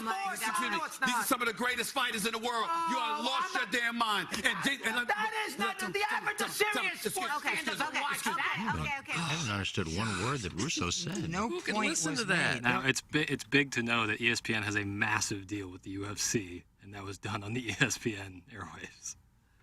Yeah, I noticed. Is that what they were talking about? Boxing and UFC? I noticed. Dana White, that's all I understood. ESPN doesn't care much for baseball either. When I go looking for the scores and I go on the app, I have to scroll through the women's basketball. I have to scroll through European soccer. I have to scroll through women's golf. Every sport in the planet before I get to the Major League Baseball scores. They do have cricket scores up there, too. Yeah. That's got to be big for them. The first 30 seconds of that, nothing was actually, said. It was just yelling and, wait a minute, I need to talk. No, wait a minute. That's the first 30 seconds of that. And does your point become more important if you repeat it 15 times? Well, you can't actually understand that. I get the yelling, and that is unlistenable. You can't listen to that. No. And they're making how much? Isn't Stephen A. Smith up to $10 million a year or so? I thought it was 15. I mean, what we just listened to was miserable. And I think it's funny, those yelling take shows. But that was just people talking over other people and trying to be louder, and you couldn't even hear them. I seriously, I don't know, other than I heard Stephen A. Smith say something about your kids. I don't know what Russo said. I did not understand one word of what he said. Yeah. I'm sure it was important. Guys, Iggy is getting called out by Rockio on 101 ESPN for microwaving fish. Did you microwave fish this morning? No. You must be diving deep into topics. I do know. Well, I do know you man walked out with something piping hot out of the microwave. I don't know what it was. I hope it wasn't my Texting fish. Rock right now. So I'll call out you man. So I don't warm anything up. I was back there having coffee. Doug does have about 20 pieces of trout and wahoo back there. Wahoo, yeah. We didn't warm anything up. They have some of those at the break. So, You know, it's a minute and a Rockio. half break, so be quick. Rocky. Is it really a minute and a half? Yeah, I can't do anything about it. So Well, I'll see you in 7. what it Now, is, why man. would you take that attitude? It's not an attitude. I'm just being honest. It is an So, attitude. I'm not, to there's not no be way. here on There's time. no way I can leave here, go outside, and come back Well, in a then you minute and a can't. half. Then you can't leave. I'm not leaving. I'm staying right here. And part of my contract is I get a break. You don't have it in your contract at all. I don't think I have a contract. There's that drop of that kid saying, like, I have a contract. Oh, what I missed was that drop. Jackson's calling her drops from the Horn Dude, Wagon that, studio. that But you remember that drop, right? I haven't thought about that in so long. What was that? It was at the middle school, right? Yeah, I got a contract. Yeah, man. Cracks me up. Good throwback. Hold on, I'm going to find it and clip that up. Weren't those they were on our show? Yeah. Weren't they on our show? We routed some remote or something. We brought him up to the Oh, the kid who built the Legos? dais, and he said something about a contract. That was Eli. Eli. He said 2-pound carrot cake. Elia? Elia. I missed the 2-pound carrot cake drop. Do we still have it? Oh, we got it. Yeah, and it's just We not. need to hear it more. I mean, 2-pound carrot cake. I don't really talk about. Claves didn't play yesterday. Didn't see him out there. No. 2-pound carrot cake. There, I like that. you go. I'm sorry. It's a good one. Is that Porter's restaurant in Illinois? It is. That what That's he's what we're promoting? talking about. Guys, I know I'm behind on the streaming. Did we discuss why on a near 90-degree day, Iggy somehow felt buttoning all 4 buttons was the move?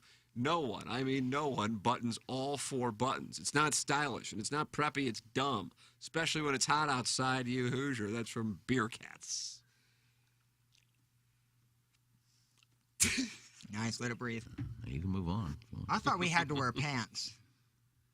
So I would have wore shorts. You but can wear shorts at a country club. I didn't know. You I just got to didn't, tuck. Didn't know. Tuck, tuck, goose, Doug. Tuck, tuck, goose. Fozzie looked great yesterday. He did look sharp. He had the Packers bag. The Packers bag is great. Oh, really? Yeah. With the yellow grips, too. The yellow wind wrap grips. Yeah. And then, yeah, I thought I looked great. Where'd you get this Packers bag? My girl got it for me. I think it's funny to have a staff bag, too. So I busted it out. It was good. Yeah. All right. You become a part owner of the Packers if you get season tickets, right? That's how it works? Oh, you can buy stock as well. Yeah. Yep. My buddy does that. So anytime I'm like, stop saying we when he's talking with the Packers, he's like, no, I'm a part owner. It's probably been a decent stock to own based on how much money the NFL has made. I don't know if it's more commemorative, I think. Yeah, I think it's more of a ceremonial. But they bring in millions by selling those. Millions. So it's a good business model. Yeah. So do they all go to board meetings? No. No, I don't think they invite all. I guess But you a get a Sunday game cool- would be a board meeting. It's like plaqued and framed, and it's really cool. Dear Deidre, erectile dysfunction is a problem for me, and I'm scared I'll let my new girlfriend down if I take her to bed. I guess so, if you can't get hard. I'm 49. She's 47. It hasn't mentioned her yet. I'm divorced, and I'm a diabetic. Okay. Who cares? Good start to the story. Is this one of our listeners? None of that information matters. Outside My of erection difficulties have gotten worse over the past 3 years. My GP has tried to help me, but we run out of options. His last resort is referring me for a penis implant. But I'm not keen on having a procedure like that. Oof. I have recently found a new girlfriend. She's 45. Just so lovely. Okay. Oh, this dude's a simp, bro. Flip that up. Dude works at like Office Depot or something. I know it. We are taking it slowly at the moment, but it's her birthday coming up soon, and I want to take her away. I know that sex will be on the cards for us, but I'm worried sick I won't be able to perform. Can you give me some help?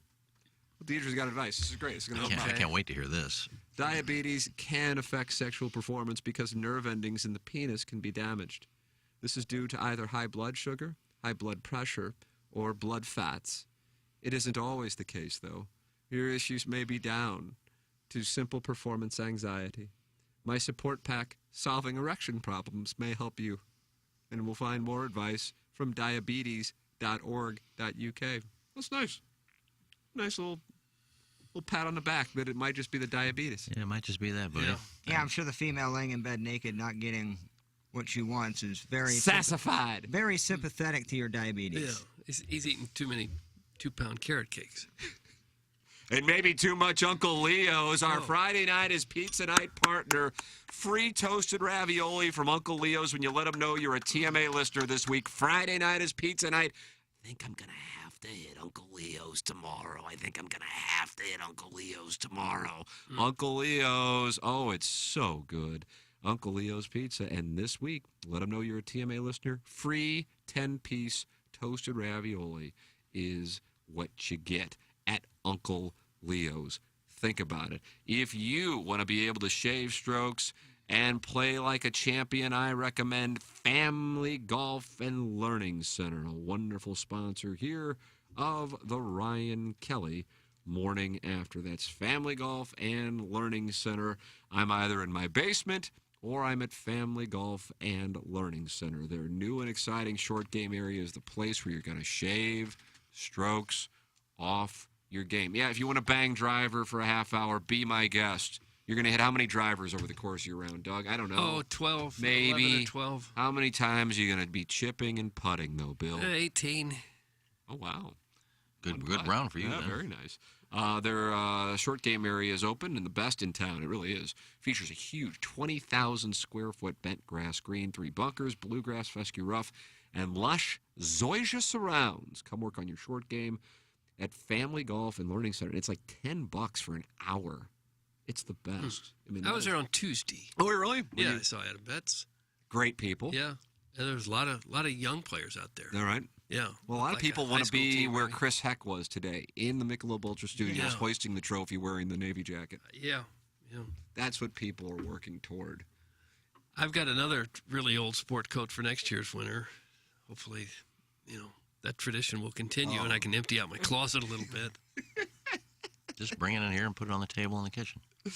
I'm not doing that. This Family Golf and Learning Center has a TrackMan inside in that simulator, and you can get your numbers in there. FamilyGolfOnline.com. The place is the best. The double-decker driving range, the par 3 course, the short game area. I love it. It's just you want to get better, that's the place to go. It is Family Golf and Learning Center. Coming up in 50 minutes, we have the Design Air Heating and Cooling email of the day. In an hour and 5 minutes, Jackson and I, we're going to deal with it. We'll deal with it. We'll get through it together. We'll have balloon party. And I was called an elitist Catholic yesterday on balloon party. You were? Yeah. I didn't realize that. What's being a Catholic have to do with it? I don't know. We're going back to the early 1900s, I think. It's kind of fun. So you can send your text in 65780, or you can leave a mic drop like Stephen Wildwood is elected to do. And I would imagine he's none too pleased with what he's seen on the north side of Chicago over the last couple of days. I would imagine that's got him really banty. I use the 101 ESPN app to leave a mic drop. Send your emails in for our Design Air Heating and Cooling email today, the morning after at InsideSTL.com. Coming up at the top of the hour, Action Jackson has the audio of Randy Character and Michelle Smallman discussing Iggy and his fish in the kitchen. I'm going to just pop into their studio right in the middle of a segment and say, With it some wasn't fish. me. With some freshly baked squid. Well, I got to hear the soundbite first. It may not be as bad as I think. Okay. Maybe it was John Eula today. He's the one that walked out of there with food. You think he was heating up fish at 7 in the morning? I wasn't, no. Well, it is a kitchen. It does have a microwave. Someone in management must think that this is where you go to heat up your food. Food, yes. Fish, no. Food, yes. Fish is food. Fish is food, but fish carries a pungent aroma that travels throughout the building and is not necessarily welcoming to... Don't say pungent. It's a pretty good word, though, don't you think? It's not a bad word. It just, pungent sounds like it's just awful. God awful. Now, I will say, whatever John warmed up smelled pretty good. All right. What do you think Kinda he like had? maybe a lasagna. Oh. It smelled like a tomato. Somebody's eating lasagna. I'd be surprised. John Hewlett walked 18 carrying his bag yesterday. It doesn't strike me as a guy who'd be eating lasagna. Well, it smelled like tomato something. Yeah, right. Didn't smell like fish, though. I don't like the smell of fish in the microwave. Oh, I don't mind it because I don't smell much of anything. Hey, Tim, with all due respect, I think it's pronounced Zoyza. Thanks. That's from Big Tough. No one says Zoyza. No one says that. My neighbor has Zoysia, and he's been fighting it for years. He was a grass elitist. Oh, is that right? And he got rid of the old Kentucky What did he want in there? bluegrass. He took the bluegrass out and he put in Zoysia. And because it's supposed to do very well in St. Louis summers. It does really well in the heat without much water. But it's the first to go brown and the last to go green. I want to be the first to go brown. Oh, and he's fighting it. And now he's going to rip it out, I think. And it spreads. It's not grass. It's like a weed, and it just spreads. Oh, is that right? So he doesn't like it now. Yeah. If you're the next door neighbor, you might get Zoysia too in time. If the guy next to you plants it. I like playing off Zoysia. Well, it's good for golf courses because it holds up to the summer fluffy. heat. You're not going to have a buried lie. Yeah, most and likely. it's thick, and it can take the abuse. Whoa, how about this? Morning, boys. I'm down here in Georgia getting ready for the Tour Championship, and last night I was having a few Bartles and James with Frank Nobilo at the Ponderosa. As we were flirting, I noticed his crank bulging and out of his Lululemon shorts. I decided to go with it. Next thing I know, I had a mouthful of his love right there under the buffet. That's enough. station. Who was it, Tim? Frank Nobilo? Yes, more like Frank Yes below. That is from Madison Hedgecock, man of the bottom. Madison Hedgecock, man of the bottom, has been suspended a period of 2 days' time. His name is going to the STLTaxLawyer.com suspension log. It will hurt. It'll sting. It's designed to do that. Madison Hedgecock, suspended 2 days' time. At least there's actually a guy that is actually there. Man of the bottom. Guys, I wish the PGA would allow the players to wear shorts. I would like to see the calf sitch and see if any have the sculpted godlike calves of Tim. That's from Big Butch. Come on, Butch. They can wear them in practice, right? Why would you write us that? Big Butch. Is that his name or guy or girl? Go either way with it. All right, on the other side of the break, a huge moment as Iggy makes his debut on Carricker and Smallman, apparently. I didn't know Rocky got any airtime over there. Congrats to him. Damn, Gina. Damn, Gina. We will have that audio for you. We'll have the Design Air Heating and Cooling email of the day. Mark Hanna's going to join us to take your two-part questions. Lisa Ann taking two-parters tomorrow at 9 o'clock. Pick 6 live on the TMA channel on YouTube. So you can watch that coming up at high noon as producer Joe, Gangster Pete, the delightful G Unit, who is anonymous. Iggy is back, Jackson and myself, and I guess Chris Raby wants to be on the show. I don't know if that was him or not. That is coming your way at noon. Pepper and Genie, Balloon Party. Doug, it's just a content factory. Feels like like it is. it. The content Sure factory. This closes out the appliance discounters. 8 o'clock hour appliance discounters, your hometown appliance source featuring major brands like GE. Maggie O'Brien's 9 o'clock hour next. This is the Ryan Kelly Morning After.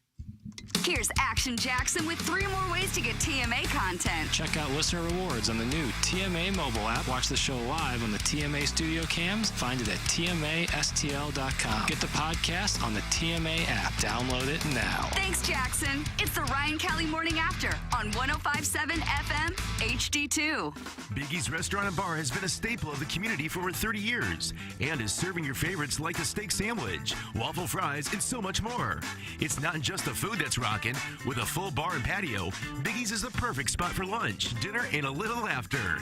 Biggie's original hours are back. Open 11 a.m. till midnight, Wednesday, Thursday, and Sunday. And 11 a.m. till 1 a.m. on Friday and Saturday. Check out the full menu at biggiesrestaurant.com and stop in today. This is Tim McKernan. I'd like to tell you about a company I started just a couple of years ago and I still own. And it's called Sound Story. It's essentially a 1-hour interview that we do either in person or via Zoom with mothers, fathers, grandmothers, grandfathers. They come in and they tell their stories, education, growing up, and of course, family stories, the wisdom that they can share with their loved ones for generations to come. It's an audio heirloom. It's Sound Story. To learn more, go to mysoundstory.com.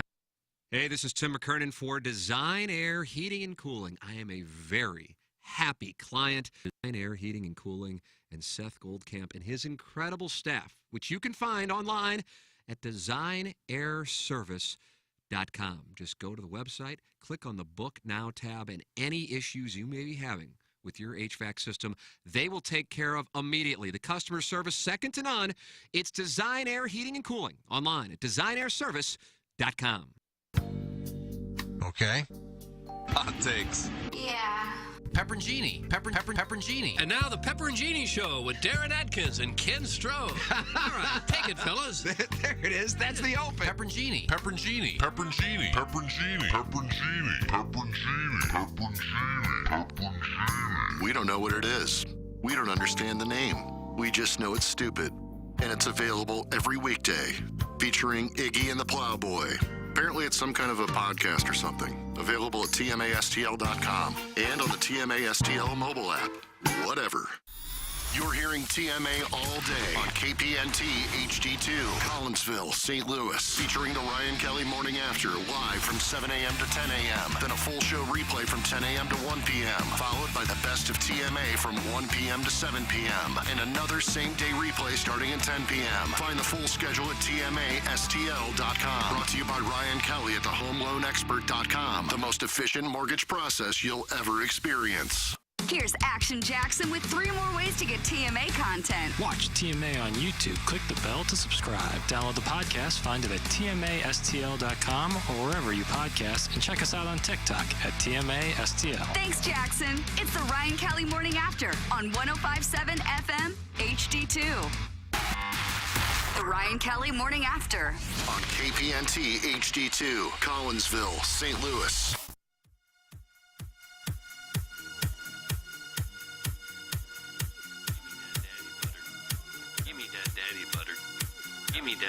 I'm rolling balls. Give me that daddy butter. I'm Give me rolling that daddy balls. butter. Give me that daddy butter. Grinding my teeth. Give me that daddy butter. Grinding my Give me teeth. that daddy butter. Give me that daddy butter. Give me that daddy butter. Give me that daddy butter. Give me that daddy butter. Give me that daddy butter. Give me that daddy butter. Give me that daddy butter. Give me that daddy butter.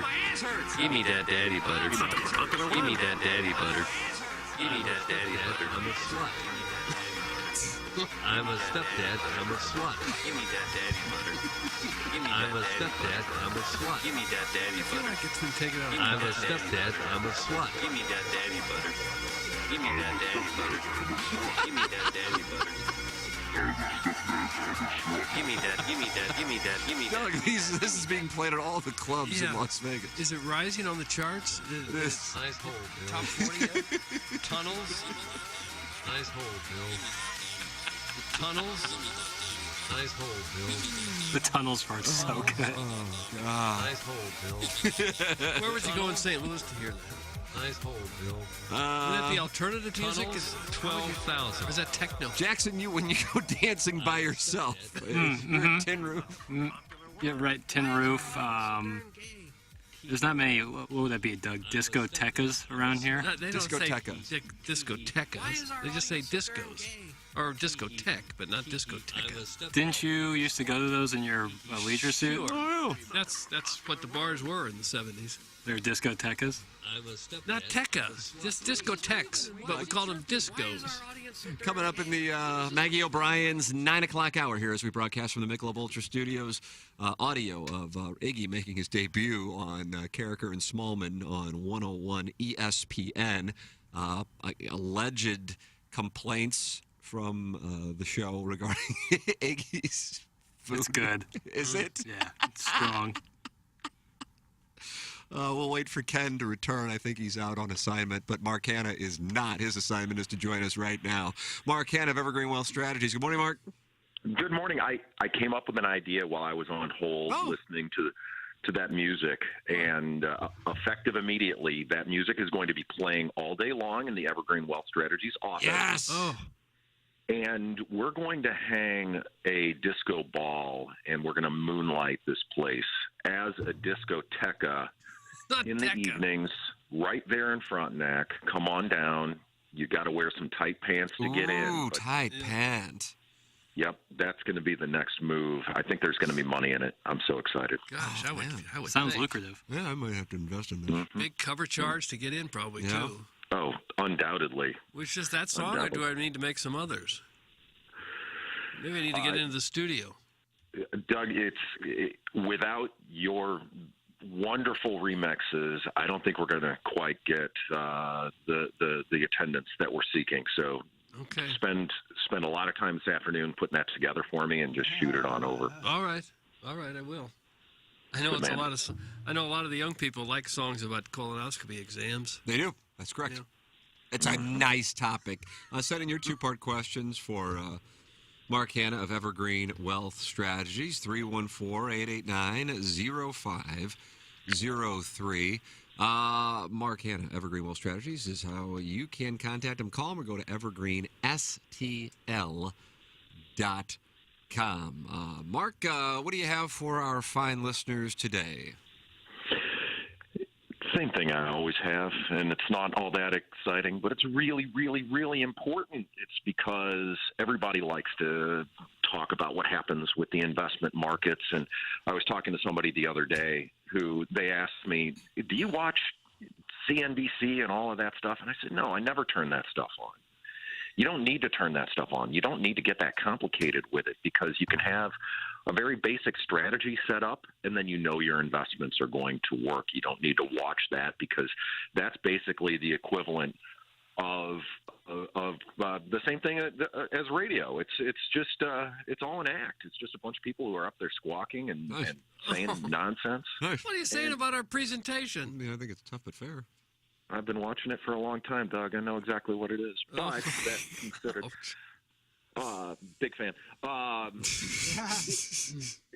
It's theater, and it's the same thing when it comes to investments. Is that you don't need to get into all of that nonsense about wheeling and dealing. You just need to have a plan and stick to it. Good, solid diversification, good, solid setup, tax planning. These are the basics. These are the fundamentals, and knowing that you've got those things set up right. You got the right amount of money in the bank, that you're handling your debt properly, that you're living below your means and getting set up that you can take distributions out of your retirement accounts in the right way. All of these things go into it and are so much more important than the day-to-day stuff.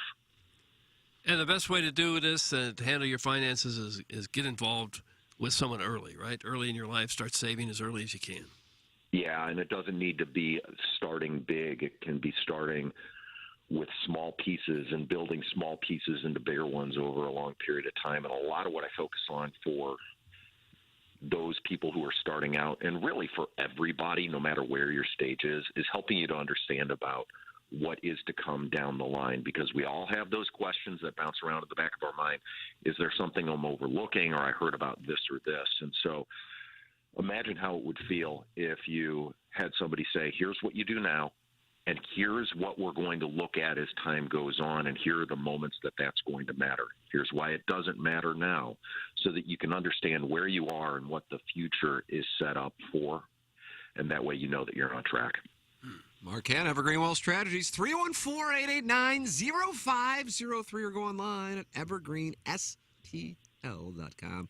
And Mark Hanna, he is really a great guy and will help you out. Mark, thank you so much, sir. No two-parters yet? Nothing?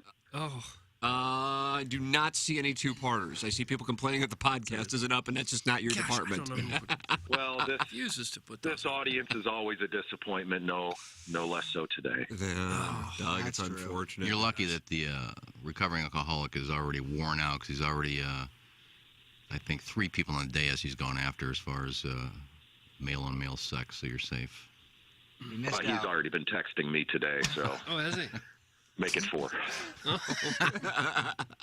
There he is, Mark Hanna, Evergreen Wealth Strategies, with us here on the Ryan Kelly Morning After. Iggy, you have made your debut on Carricker and Smallman earlier this morning. Jackson has captured the audio. Doug, let's take a listen. Okay. All right, your text 65780. Matthew, what do you got? I'm sick of sitting next to someone who consistently eats broccoli and fish at their desk. Oh man, is that doesn't Iggy do that? Doesn't Iggy do fish in the microwave in the morning? He does. Disgusting. He right before I got here, in the 3 or 4 weeks between when TMA started and I got here, he had made that mistake 2 or 3 times. He has not made it more than once, I think, since. Okay, good. You don't do it. You don't microwave fish at work. It's. I mean, come on. It's like not snitching. It's like number 2 in the American policies. Exactly. Man, All right, well, that was from 3 or 4 weeks ago. That was today. But I mean, he's talked about... Was it today or 3 or 4 weeks ago? Well, 2-pound carrot cake. He was talking about when we first got here, warming it up. But he wasn't talking about today. It was like the first day that I got here. I warmed up some scallops. And it just fumigated the entire building. But during I the didn't break, smell a thing either, by the way. Yeah, I didn't either. Well, I did. You can smell fish. I can't. Evidently, you can't smell fish because I went down and talked to U-Man. Wasn't in the studio. But I talked to AD, and I said, "Do you know what John warmed up and brought into the studio?" He goes, "Oh, the two worst things you can warm up: broccoli and cod." So he did warm up fish. There's the fish that he was And I eating. thought it smelled like tomato, so maybe I can't smell fish. So actually, it was you, man, who did cod and broccoli this morning, not me. But they weren't talking about today. Man, They were how do you talking have about. that so early? I like Michelle's and oh, disgusting. That was my favorite part of the clip. Yeah, disgusting. Why is fish disgusting to so many people? Well, it does linger. I mean, that one scallop I brought in a couple weeks ago, one scallop Cleared the whole place That out. thing went wafting through the entire building. My eyebrows are still growing back. And that was one scallop. Can you imagine a huge piece? You'd warmed up about 9 shrimp that day. Yeah. Yeah, and Jeff Burton, I will say, he kind of trashed us on the air, but that is Jeff's way of saying welcome to the building, boys. I don't know that it was. Yeah. If I know Jeff, is his way of saying welcome to the building and gave you a little plug on the Riz show. So he was just having fun. I think that was probably his way of saying, please don't do that again. No, he was laughing while we were doing it. It was me and him back there. He goes, God, what is going on there? I used to make fish all the time back in KFNS and bring it in Well, so there's- Rockio could smell the salmon and things. Yeah. Well, then it went away because there's nobody in there after that. So But the more he complained about it, the more I wanted to do it. it's Death Valley Does after that make that. me a bad person? Probably. No, but you actually brought it in studio. Yes, I did. That's where I was eating it. Yeah. Well, that's one thing you don't. I mean, Learn brought in. Learn one day. She brought. She didn't even care. 9:14. She brought in. Well, it ties into what we're talking about. She warmed up halibut and Brussels sprouts. Oh. That is the Brussels sprouts is the worst. I think maybe the employee kitchen is not ideally located. What up, Lauren? It should probably be way in the back of the building instead of right in the front, so that not everybody has to deal with the odor I coming love out. how our new studio is like located right next to the facility, right across from the kid. We're the smell center. We can have fish fries there on Right Friday. at like ground zero of this complete utter smells. Yeah. And it's getting Mainly late. from us, anyway. So it doesn't matter. And it's getting late in the year. Nobody's taken me up on me out there grilling and making Caesar salad for everybody. I'm shocked. You're gonna grill a Caesar salad? No, grill Hot and lettuce. grill and make some Caesar salad. Put a little grill out there and Who's gonna put the grill out? And where would it be? well, we haven't worked that out. Right next to the restaurant that are trying to get business. Yeah. Like by the dumpster? No, How about just in the kitchen? I can do Charcoal it grill. down in the lower level, right as you walk in the door in the lower level. Oh, I lobby. don't know if that's fireproof. You can't grill there. You can set up could, the alarms. I could do it right outside. The restaurants aren't going to care. I'm not grilling for people out there. I'm grilling for staff. They wouldn't care. Oh, I think they would. I would talk to the guys first, but I'd gladly, get a couple of, not a couple, but just work out a deal, bring some ribeyes in or some little petite fillets, and I'll have a little station with my Caesar salad, and I'll start it around noon, and the employees can text me, Iggy, I'll have my medium rare. I'll be down in 20 minutes. I know when to start it. Come down. Here's your plate. Nobody's taking me Steak up on for it. everyone? Yeah. No one's taking you up on that. What are they supposed to do? It would have to Say be. yes. It would have to be Tommy or John. Say, Iggy, great idea. When do you want to do it? Let the fire department know. And take Luckily, care they're of the a quarter food mile and away. things like that, and then I would do it. Who would pay for the steak? Yeah, I'm sure we could work it out.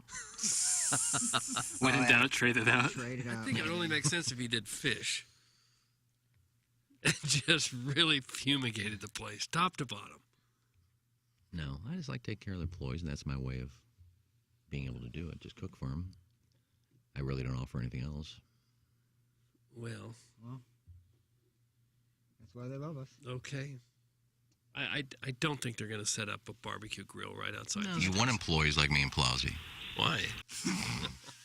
Can't be played enough. I try. I just try to. You know. Guys, I'm hearing reports that the other shows are having to lock their doors to keep the walking Goodwill mannequin out of their studios. That's from Los Lonely Boys. Well, you're wrong because I don't think there's any other studio that really minds that I come in and say hi. How many other studios have you been in by now? I've been in them all. All Have you of really? them. Wandered in Have you all been of in them. WILs? Yeah, I don't believe I walked into the Riz show yet. I haven't been into one studio. I've walked into King Scott's office, but I don't think I've walked into the Riz studio yet. I don't think they would like me in there. They wouldn't like you in the Riz show? I mean, just to walk in. Oh, well, yeah. While they're doing the show? Well, I'm not sure any of them like you. Yeah, walk no, in. I put somebody walking in. No, I go in during breaks to the other shows. I'm going in the middle of the show. But that's our break. It's not necessarily their break. I can see when there's a red light on. If there's no red light on, I give a little knock and come on in, and I'll go talk during a break. You knock? Okay. Well, I got a little tap. She's not looking at me. They got their back to me. Or let's tap. And, hey, come on in. Where does Scott gonna go? Back. No, go back out. Well, they love us. No, AD said had some nice Metallica on, and then when I came in, he turned it down. Leave it on. Doug, leave the Metallica on. Okay. Text in 314-881-TMA5. Engineer Design Facilities text inbox. Call in the Steve Schmidt Kia of North County phone line 636-9004 TMA. And you can email for the Design, Air, Heating, and Cooling email today, the morning after, at InsideSTL.com. That comes your way in about 27 minutes. Balloon Party on 101 ESPN at 10 o'clock. Dan McLaughlin with us today, Jason? Absolutely, 10:45. 10:45. He's got a day game to call. Yep. Yes. Busman special. Last game for Albert Pujols at the friendly confines, unless the Cardinals and Cubs were to meet in the playoffs, which is... They've had some rather small crowds there this week. Usually the Cubs and Cardinals play, there's not a seat to be found. But there have been some very small crowds by Cubs standards. You see Albert give his jersey to that kid last night? The kid's like standing behind the dugout, like with a sign that says, "Albert, can we trade jerseys?" And Albert just takes his jersey off and hands it to him. Really? Incredible. I mean, that kid's life, whole year is made because of that. There's a couple of videos of that when he was in California. A couple of Down syndrome kids are in the front row, and he walked over and took his jersey off and signed it and handed it to the kid. So cool. Yeah, that's great. Yeah, that's great. I wonder if they'll give him anything, him and Yachty. Was Yachty with the team, or is he back doing something else? He's with the club. He's creating a Sibian business, so waiting for the playoffs. I have to tell you, I was amazed by how... But, I mean, this is me being just, like I said, I was grossed out by somehow. I was spending my time looking at social media earlier this week with Jason Whitlock, Dave Portnoy Theater, and there was another one. I'm just like, what am I doing with myself? But I guess Derek Gould wrote about the Molina situation and how like 90% of Cardinal fans in the comments were yelling at Derek Gould for even talking about it. And I'm just like, he's a guy. This guy is just, he can't do anything wrong. No. You know? But, and it's hard to realize how he got to that lofty area and why that isn't Wainwright. I mean, Wainwright's Mr. Nice Guy. Molina, not so much. And yet everybody just absolutely falls over themselves to compliment Molina all the time. What he can do to change that is wear a neon sleeve and dye his hair purple. Because once that happens, all hell breaks loose in the comment section. So just do that, or, have one comment politically and your life in St. Louis is done. Well, so maybe. It is a weird thing, man, how we can't, you can't ridicule or question anything that guy does. No. Ben Fred was out there. Who? Ben Fred was out there yesterday. We had a nice little chat about that. Great ball striker. No, he didn't play. He was just out there talking to the people. That's the end of the story right there. Well, Ben Fred and I were talking about the Molina thing. You were talking to Ben Fred. Yeah, well, that's just my way of saying I know Ben Fred. I'm really showing off. That's what the texters are going to say. Yeah. Yeah, Ben Fred's really a hard guy to get to know. Okay, good story, though. My God, I just added to the thing. Okay. God almighty. All right, okay. I thought maybe you had a comment or two. You had a hot take. No, we were just, because he did an article on it, so we were just kind of talking about the article. And then chit-chatting, talking about his Pops on 5. Actually, we talked about when you're getting paid by a station to do things, how you can't go on other stations. Because we were talking about this. That sucks. I would love to have him said on, there's times we'd on love here to get and you on on, 101. Yeah. It'd be great. He said, I said, I get it. I mean, if a station is paying you to be on their station, I get saying, well, they're paying me for a reason to have exclusivity. Exclusivity. Whatever. Exclusivity. So I get it. So, but I said there's times we'd love to get you on and talk about some of your articles, but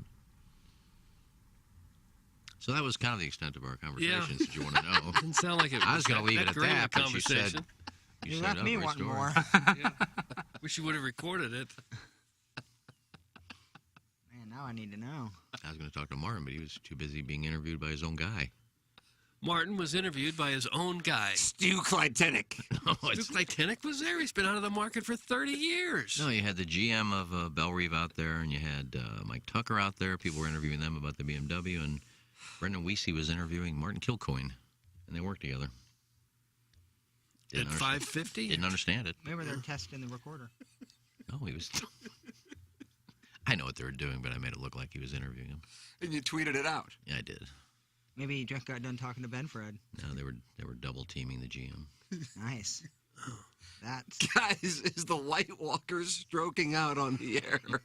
It's from the 618. There's certain words I can't say. Exclusivity is one of them. I can't get it out. That did scare me a little Exclusivity. Someone seriously needs to call an ambulance. That's from Jonathan Titsworthy. We're looking for the drool.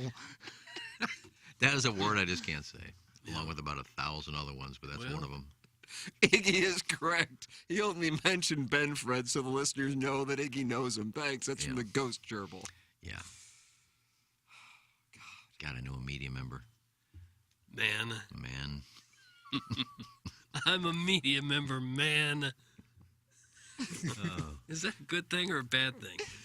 I'm not. I think nowadays it's kind of a bad thing. Yeah, I mean, who in the hell would really want to be a media member? When I was walking to the range yesterday at Bell Reeve, the guy goes, "Are you here for media day?" I go, "Yeah." He's like, "Oh." Yeah. Oh yeah. Oh yeah. I felt like That'll be $8. It was like, "Oh," and he just drove away in his cart. I think he was gonna help me, and he was like, "Piss off." Yeah, we're not held in the highest of regard. Man. Somebody put the old boot out to pasture. That's from TJ. I'm sorry. TJ, I'm sorry. Before you get put out to pasture, go to lowtusa.com and work with the great people at Mantality. I got checked out at Mantality a couple of months ago. Really easy process, super professional, great experience, and I would recommend Mantality to our listeners. If you're dealing with decreased mental acuity, attention span, issues, belly fat, feeling bloated, a lack of lean muscle and tone that used to be easy to get rid of or maintain, you should check out lowtusa.com because that can be a symptom of low testosterone. Mantality is a local healthcare facility specifically dedicated to helping men feel and perform at their very best. When you feel like you don't have the energy or drive to keep up with your kids after work, you could just be the person you were 5 or 10 years ago, how you felt, that's where Mantality can come into play. It doesn't matter what age you are, low testosterone can be an issue with any guy. Go to lowtusa.com and start working with Mantality. Check it out at lowtusa.com. Send your emails in for our Design Air Heating and Cooling email today, the morning after at InsideSTL.com, 20 minutes away from our Design Air Heating and Cooling email of the day. As a guy who sometimes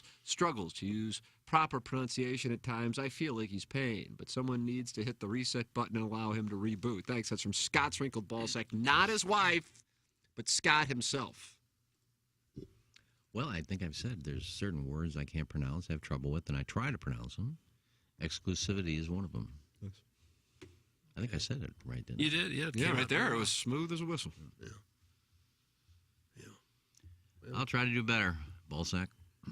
Now, is it Ballsack or Nutsack? Yeah, I know. I wish she'd be his wife. Then I could say Mrs. Ballsack. She doesn't use Nutsack. You like his wife, don't you? No, I do. Yeah. She's a sweetheart. Doug, a jury has awarded Vanessa Bryant $16 million over crash photos taken of Kobe Bryant and his daughter from the helicopter crash in 2020. The 9 jurors unanimously agreed with Vanessa Bryant and her attorneys that the photos invaded her privacy and caused emotional distress. She cried quietly as the verdict was read. The pictures were shared mostly among employees of the Los Angeles County Sheriff's and Fire Departments, including by some who were playing video games and attending an awards banquet. They also were seen by some of their spouses and in one case by a bartender at a bar where a deputy was drinking. Vanessa Bryant tearfully testified during the 11-day trial that news of the photos compounded her still raw grief a month after the deaths of her husband and daughter, and that she has panic attacks at the thought the photos might still be out there. Quote, I live in fear every day of being on social media and these popping up. I live in fear of my daughters being on social media and these popping up. Her co-plaintiff, Chris Chester, whose wife and daughter were among the 9 people killed in the crash, was awarded $15 million. It's just a horrible story all the way around. There's nothing good about any of it. It's just tragic. It's horrible. I think about it sometimes, and it's like still crazy to me that he's gone, and along with his daughter and all those other people on the plane, on the helicopter. Were they taking pictures of like the crash bodies in the site. crash and all of that? Charred bodies. Yes. And then showing them off. Was there any? I would assume it's not in the story. Like ramification for the workers, they should not have a job. I mean, it's beyond cruel. The police and firemen, whoever was that did, showed whoever up. passing the photos, that is. Oh, I'm sure they're fired. I think the one who showed the bartender got fired. Pretty sure. I could be wrong. These guys have probably seen so much that there's nothing that shocks them anymore. And when it involved a celebrity, they said, "Oh, here's one. Look at this." That's probably what happened. So they took a picture and showed all their friends? Probably. Yeah, clearly, that's what they did. No, That's they what weren't. they They're did. not even paparazzi. They're even worse. I remember the story that I don't think I got sued, but one of the paparazzi went up to the window of the crash, and Princess Diana was still alive. I think she was saying something like "Help me" or something, or "Why" or something like that. And he's taking pictures of her while she's still alive. Really? Yeah. I hadn't heard that. Yeah. Oh, I've read that 3 or 4 times. That the paparazzi's and he's got the camera in there while she's I either thought asked the for. paparazzi were chasing her. Yeah, then they came up on the site. Really? After she crashed. And one of the guys was like at the window taking pictures while she was either yelling for help or help me or why. She said something, and supposedly one guy's just snapping pictures. Well, I suppose first responders regularly take pictures of crash sites. Well, they have to. Well, they have a forensic photographer if it's a crime. I mean, I'm sure crime scene or accident. Well, this was clearly an accident scene, so I'm sure they took lots of pictures of it, and probably always do. It's the sharing of it that was so bad. I think it was. I think there was a story that came out that the pilot requested maybe to delay the flight because of. I think it was smoke from the fires. Fog. It was fog. They couldn't see anything. Couldn't see, and I think Kobe told them that we'd be fine. I don't know what the story is. I'm not blaming anybody, but it's disappointing how it probably could have been avoided. Oh, it definitely could have been how avoided. it all played yeah. out. It's just awful. Somebody put pressure on the group to go. Okay, yeah, I in don't know the full unsafe story. conditions, and they flew right into the side of it. they were going to a basketball tournament. Yeah, I knew the pilot requested to delay the flight for later that afternoon. I remember my buddy told me, he was like, Kobe, that helicopter. I was like, stop, don't I thought it was fake. don't play about that. And then like 10 minutes later, like every news source was coming out, and I was like, Well, it got worse too when you heard about her, his daughter, and then you heard about the other, 7 on the plane. It's just awful. I would think that helicopters like that, big expensive helicopters, would have equipment to let you know whether you can see an upcoming mountain or building or what. That they would have equipment that would When see you're that. flying, I'm sure it's all about depth perception. And the dude was a pro, but I mean, when you can't see and you have mountain ranges where they were that have different elevations, I think that would be very. And a lot of pilots like to trust their own judgment rather than faulty equipment or whatever. Yeah, you have. I guess this is the same for a helicopter pilot. You have 2 types of license. One is instrument license. The other one is just visual. And JFK Jr. didn't have instrument. He had just visual. And he got to the point where he could not tell the difference between the ocean and the sky. And that's why he just went straight into the ocean, because his depth perception, he got confused. It was starting to get dark outside, and he could still see some of the blue sky, and he just... Helicopters are hard to correct. I mean, I'm sure airplanes are as well, but once one thing goes, it's kind of like a balancing act, and then it's terrible, awful. I think the worst was because you knew it was going to happen, but it hadn't happened yet, is when Payne Stewart, they just announced that they were all in the plane dead, but the plane was still going, and they're giving like updates. So right now he's over this, and they're just going to have to wait till he runs out of fuel, and hopefully it's in a rural area where there's no people, or they're going to have to shoot it down. And they're giving updates while the plane is still in the air. So I mean, Payne Stewart and his entire people in the plane are dead already. Yeah. But God, it was so eerie that they're giving updates and just wondering now where's it going to crash. That was sad. The photos they were sued over were taken after the investigation was done, in some cases with first responders posing next to the bodies. Oh, God. That's from the 314. That deserves jail time. If somebody has a link to that, I didn't know that. I didn't hear that. Well, I heard. Well, I'm not going to say what. As far as people posing next to the bodies, I'm not. Well, there's one saying it's not true. I hadn't read that, and I've followed this relatively closely. I thought I did, but perhaps I didn't. I thought I did, because what I saw yesterday, people like, oh, a billionaire is taking money from taxpayers to become a millionaire. Well, I mean, also people who were involved in the suit were not the Bryant family. As I referenced, there was a co-plaintiff for $15 million. And I highly doubt for Vanessa Bryant, she's like, oh, good, we have another $16 million. This was more about the principle of the thing. And from that standpoint, I respect the hell out of her for going for it. So good for her. And I really think she knows that her being part of that suit would help out the other couple, too. I would imagine you're right, and probably paid for counsel. Well, and this eliminates, 5 years from now, the photos ever existing or ever coming to light. Oh, I don't know about that. I don't know about that. It's just so easy to track who originally posted it, and there's not many people who had I don't know. There's at least 28 devices owned by the pictures were publicly shared on at least 28 devices owned by the Los Angeles Sheriff's Department. And then more than a dozen first responders also had the photos. Do you see anything about people posing next to the body? Yeah, I have not read anything about that. Yeah. I just God, heard. I feel like that would have been like the headline if that were the case. The egregious one is the guy showing the bartender. He's like, "You want to see a picture of Kobe's body?" It's like, oh God, how could you be like? You got to think about that. Me and Madison read an article yesterday. It was yesterday or 2 days ago. I think it was yesterday. And there was reports of posing next to bodies, and there was very descriptive explanation of the poses. And I'm not going to get into it. It's just not. I mean, it's not good. But it seemed like that was the case. This was reported. That people were posing next to the bodies? Yeah, Really? and there was more details about. Again, I just, out of respect for Kobe, it just makes no sense to bring it up. But there, if you want to find the article, it goes much more into detail on. It's rough. It's rough. I don't want to. Where's the article? Let me see if I can find. I'm going to text her real quick and make sure that. I don't know how a lot of that stuff got out in the old days because, you always saw pictures of JFK in the hospital. You would see autopsy photos. Back then, they took them with Polaroids. Mm-hmm. So I don't even know how you get those out. I mean, a phone, it's different. You can share them. But back then, they're using Polaroid cameras to take autopsy photos. Yeah. They're the only ones that have access to those. So, you can't just say, here, go ahead, I'll transfer this to you. I mean, it had to be somebody took a picture, got the Polaroid and took it and posted it somewhere. I don't know how those things got out back then. No, I don't either. They probably took photos in JFK's case for historical purposes. Yeah, I get that. And there were other ones that you would see, like caskets, open caskets where they don't allow you to take pictures, but somebody got a Polaroid camera. That was before phone cameras. So you had to have either Instamatic or Polaroid in there doing it. Yeah. Those are all over the place.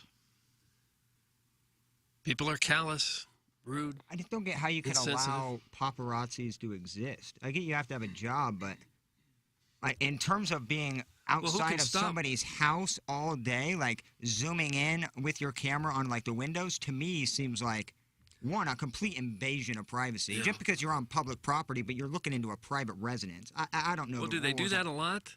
All the time, Doug. Standing right outside their house? All the time. They're waiting for these people to leave. I mean, they have a network of people with walkie-talkies. Hey, we got Miley Cyrus on, Hollywood Boulevard, and they just run like I said, answer. Yeah, if they're driving on a public street, I don't know how you stop it because any Joe Blow could take out his phone and take a picture, and then if it's a good one, try to sell it to some What about tabloids. the situations to where they have a driver and paparazzis they're in the road and they're completely surrounding the car? Yeah. What is that car should have the right of way to just slowly move. I mean, you can't expect, you're done. You're basically just going to get dragged out of the car at that point. I don't know what the rule is in terms of getting the hell out of there with 20, 30 people. I don't know. I don't know what it is either. You want to surround a moving when there's vehicle, protests and people stand in the highways, you don't get to drive through them. No, that's what I meant. I just don't know how that is possible If I go right in front of a car and they hit me, that's not their fault. That is on me. I'm the pedestrian in a non-walkway You would situation. think. I have no idea. But if you tried to do that during some protest situation, you'd be the one going to jail. 100%. It's weird. I don't know how you ever job. stop somebody who's just a freelancer, doesn't work for anybody, just stepping out of his car when pulling out a camera and start taking pictures of famous people. I don't know how you could possibly stop that. You can't. I could see how you could stop people hanging out at someone's house. That could be stopped. The police could come for that. But, we don't have 100 million policemen to watch over every possible situation that ever comes up. I think it'd be a sickening job to do. To take pictures like that? And ask these stupid questions and really just, I would hate that day-to-day job. I don't care how God, good what the a pay is. parasite. That would be. You feel like You feel like you're the worst person on the planet. Mm-hmm. Well, they have people who regularly stand in LAX airport, Los Angeles airport. TMZ is shooting celebrities that come and people go. to stand there all day and then ask All day. stupid questions. Yeah. Yeah, I was listening to a podcast. A guy named Van Lathan was on it. He used to work at TMZ. He actually was the famous Kanye video at TMZ. It's Van Lathan talking to him. And he says that, if they assign you a shot and you need to get that shot and you don't get it, you most likely will not be working there the next day. It's very cutthroat. You have to get the shot. So no matter what, if you want to make your money, you have to get the shot. That's why they're so crazy. Yeah. Because they're fighting for their jobs. Because if they don't do it, they can get someone else in there and do it just as easily. It's not like you're, an artist. You're just taking video of someone leaving, Dunkin' Donuts. Right. Well, a celebrity has they have nothing they can do. Every time you see, especially a Sean Penn will get pissed off and knock their camera out of their phone or push them, well, they're sued. Mm-hmm. And they get paid. So as a celebrity, you can't even react. You can't do anything, or else you're going to get sued and lose money. Do the reverse and just paparazzi their ass. The best thing to do, I think, would just keep a smile on your face and call me, get in your car, and drive away. I would hire a private investigator, find their addresses, hire about 150 people, give them $100 a piece, a camera, and have them track those dudes all day, every day, for a week or two, and just see how it feels in the life of the reverse role. I bet you they would stop. Guys, I had a buddy who did TMZ, and if you're cool with them, they work with you. They text you where to get a photo op, and in return, you leave them alone. That's from Larry Thornton. That's interesting. Well, we have to deal with a lot of that here, of course, as we try to get from the station to our cars. It's not easy. Well, that's Sometimes we sign, sometimes we don't. Sometimes we give our shirts to kids, autographed. Right. Sometimes we don't have time. We're people too. Well, I think that the nicer you are, the less you're going to get hounded. Because if you're nice, everybody's getting the shot. So it's okay, there's 1,000 of these pictures. All she does is stop and sign and say hi to us. We don't want that. Everybody's got that. So they just start leaving you alone because you're not in demand anymore. Well, you would hope. But then they might take advantage of that and say, I need more. Going to follow you everywhere since you're okay with it. There's a guy who, he may have stopped by now, but TMZ used to follow Gaga everywhere. And there was a guy on the street that I guess she became friends with the guy, but he would show up wherever she's at. He would have 15 pictures. Gaga, I got some more. Okay, Bill. And she would just sign all of them. And she knows he's selling them. So I guess maybe he's a homeless guy that was selling these online and making money on it. Every time you saw TMZ following Gaga, here he is. She's just signing every one of them. Okay. No, there you go. She probably still gets the paparazzi, doesn't she? She wrote a song about it, Doug. Yeah. Jinx, Coke, Coke. Rails. There's a lot of common sense and Western wisdom, like don't squat with your spurs on and always drink upstream from the fan page. And there's also some Western wisdom that's less common, like never steal from a bear, which you can't make for yourself, or a twink doesn't know his worth until he's eye-to-eye with a rattlesnake holding a toad. I'm sure there's a good lesson in there somewhere, but there's one lesson that's perfectly clear. Fistful of Bourbon is an award-winning blend of 5 straight bourbons, and it's smooth as a banker on Friday. Get wise, pick up a bottle today, don't be a damn fool. Please enjoy responsibly. Imported by William Grant & Sons, New York, New York. There are some storms in the forecast this weekend. If you deal with waterproofing issues, make sure you work with Stratum Structural Systems and the great Matt Ford and the great Brett Groman. Stratum Structural Systems. Think local, think Stratum. StratumRepair.com, 314-620-8153. They are known for their integrity and for their authority with over 5 decades of combined structural experience in basement waterproofing and foundation repair. Their areas of expertise include basement crack repair, foundation peering for settling homes, bowing or rotating wall repairs, basement waterproofing services, egress window installation, concrete leveling, and downspout extensions. They're in Chesterfield, Missouri, and they are in Columbia, Illinois, and they are Stratum Structural Systems, 314-620-8153. When you call them, let them know you are a TMA listener, and you get $100 off your repair project.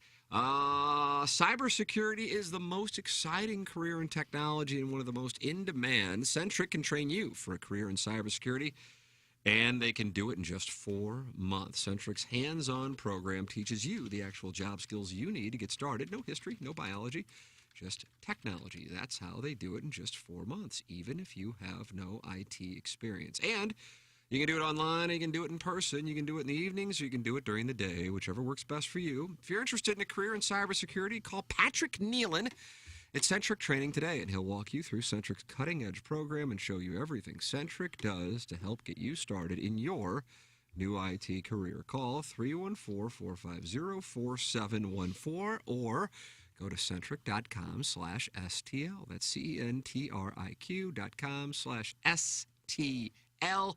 Cybersecurity is a problem for every business in St. Louis. You can be part of the solution. That is Centric. And think about it. Yeah, that's actually what the final line says right there. Actually, I just right at the bottom. I just went and looked at the video of me hitting the 6-iron on the 18th hole. There is no club There, twirl. Doug, there is no club twirl. There is no club twirl after my shot. Okay. Well, it probably shouldn't have been because you hit it poorly. Well, there was Stan's disappointed face, and that one will Well, that's, live I agree. forever. That's there, but there's no club twirl after I hit the shot. I knew it was going right. The dude did not have another bunker in him. He just did not. I'm lucky I got into that one. Can you imagine if I hit into another one? He had to go all the way across the green and rake another one. You'll be surprised to hear that a lot of the emails today are told from the perspective of Stan. Stan the caddy. Now there's a guy in the text inbox I see named Stan the caddy. That's right. Of course. Poor guy. Well, after He the just round, wanted to go do a quick loop. yeah, after the round, you could tell he was exhausted, and he goes, "You guys want a drink?" He just assumed we were about to get wasted and just drown our sorrows after that round. Engine Joe's Cave Ride Magic Man says the club twirl was before the shot. Yeah, I said that. Before the shot. I said that. I said I did a little Keegan Bradley going to the shot. Why are a you little club twirling twirl. like that? Well, that's Yeah, not just- peacocking. No, it's just kind of a mechanism, just kind of. Now, if you would have done it post-shot, But somebody said and the club twirl after the shot when he shanked it is. Oh, I said I want a gift to show that because I don't think I did it. And I just checked and I That'd be a didn't. regular do it. video that showed that, wouldn't it? No, I just checked the video. I didn't do it. Okay. Oh, Jackson, I see you have a lead for your sports update. Chet Holmgren already out for the entire NBA season. Yeah, That's hilarious. trust me, Second round pick. I've been following that since yesterday. He's all over it. All right. I said it on the draft pond day. for a minute. Worry about his feet. That always seems to happen to the super tall, gangly guys. They Right. always seem to hurt their feet. Bill Walton. Yao Ming. Yeah. Surprised it hasn't happened to Giannis yet. I digress. Okay. And the mic goes off. Iggy, you always take the wrong club. That's why your 3/4 swing with a 6-iron was a bad idea. What would you hit, buddy? You don't know how far I hit clubs. A little more Guy would hit club than what you pitching think. wedge. I mean, you have no idea how far I hit clubs. What club did you hit on that 18th? I can hit a 6-iron 170. You needed a 5. You hit a 6-iron 170? I can. But do you? What was the what was the hole that you and I were both on the green and I was a little bit closer than you? Doug, what hole is that? How the It was only Who are you talking to? It was only one hole that happened where we were both on the green and I was a little bit closer to the flag than Tim. We were both within 15, 20 feet. Was that par number 3? 13? What was that playing? 125. Oh, okay. I hit 9-iron there. Yeah. I'm trying to think of the one that I hit the 6-iron where I had an 80-foot putt. Doug, which one? I don't know. I thought that was playing. I thought that was Go playing. through every I shot thought that was you playing about made. $1.68 and I hit 6-iron. Okay. Was that the one 16 where Posey dug it out? I don't know. Anyway, this guy has no idea how far I hit clubs, so it doesn't matter. None of us really do. We just know you What come would you up hit? short all the time. 5 wood? I probably could hit a punch 5 wood there. Let's go with your ego. Hit a little bigger. No, club. regardless, if I hit it straight, it's probably front of the green, bounces another 10, 15 feet up there. So I don't know. I had a long putt, but I've been on the green. I don't know. You're rarely over the green. Well, I was out of the bunker. It's another poor shot. We've beaten this to death. Well, you keep bringing it up, not us. I didn't bring it up. A texter brought it up. You brought up the club twirl. Club twirling. You Yeah, said because you just somebody brought it looked up, at and I it. just looked at the video. Okay, and then you some brought it up.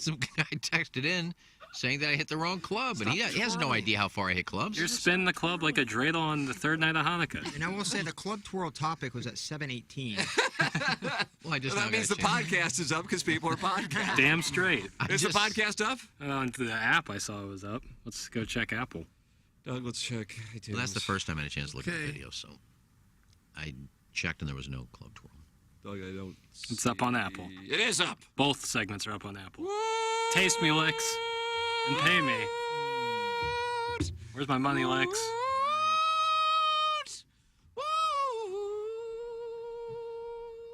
Ladies and gentlemen, it's time for the Design Air Heating Cool. Okay. Hey! Had a great day on the course with you gents yesterday. Big thanks to Tim and Jackson for the generous tip. The stoner kid tried to give me a doobie instead of cash, then asked if we had a fax machine he could use to submit his Count Chocula proof of purchase box tops to get his free fruit bar bobblehead. Or fruit brute bobblehead, which seemed odd until the decrepit old guy in MC Hammer pants gave me a slap on the ass, called me kiddo, and then asked if I was going to watch his MySpace cooking show where he planned to make garbage ravioli. Oh. Or gar ravioli? I think garbage works. Gar ravioli? And offered to give me a shout out in lieu of cash tip. He then claimed to once interview Cool Cat from the Opposites Attract music video with Paul Abdul and said he was a close personal friend if I went on an autograph. Overall, it was a fun afternoon, but next time, please leave the senile Hoosier man at Delmar Gardens and tell Smokey to bring some cash. Thank you for the memories. That's from Mrs. Janny Stan the Man. Mrs. Janny Stan the Man. Sorry I haven't been writing in much lately. School has resumed and the golf season is underway. I'm the father of 3 young kids who are in gymnastics, karate, piano lessons, and soccer. There's no time to catch my breath. You think I'm going to prioritize a prizeless email competition for a radio program that focuses on crickets, windows, and shoe racks, while I neglect the needs of my family? You're right. My legacy is on the line here. I'm not going to let some chubby guy from Arnold who refuses to marry his fiancée take my crown without a fight. Admittedly, I've been complacent, and he caught me. So starting today, I'm pulling my kids out of gymnastics, karate, and piano. I've also canceled JV golf practice for the foreseeable future because I have to focus. I need to dedicate myself to composing sentences, my far-fetched homoerotic hookups. Sentences like, Trevor wanted my spread eagle hindquarters to grind against his taste buds for the second time that night, so I slipped off my diaper again and gave him what he wanted. However, I am keeping my kids in soccer because my son's coach has a body that just won't quit.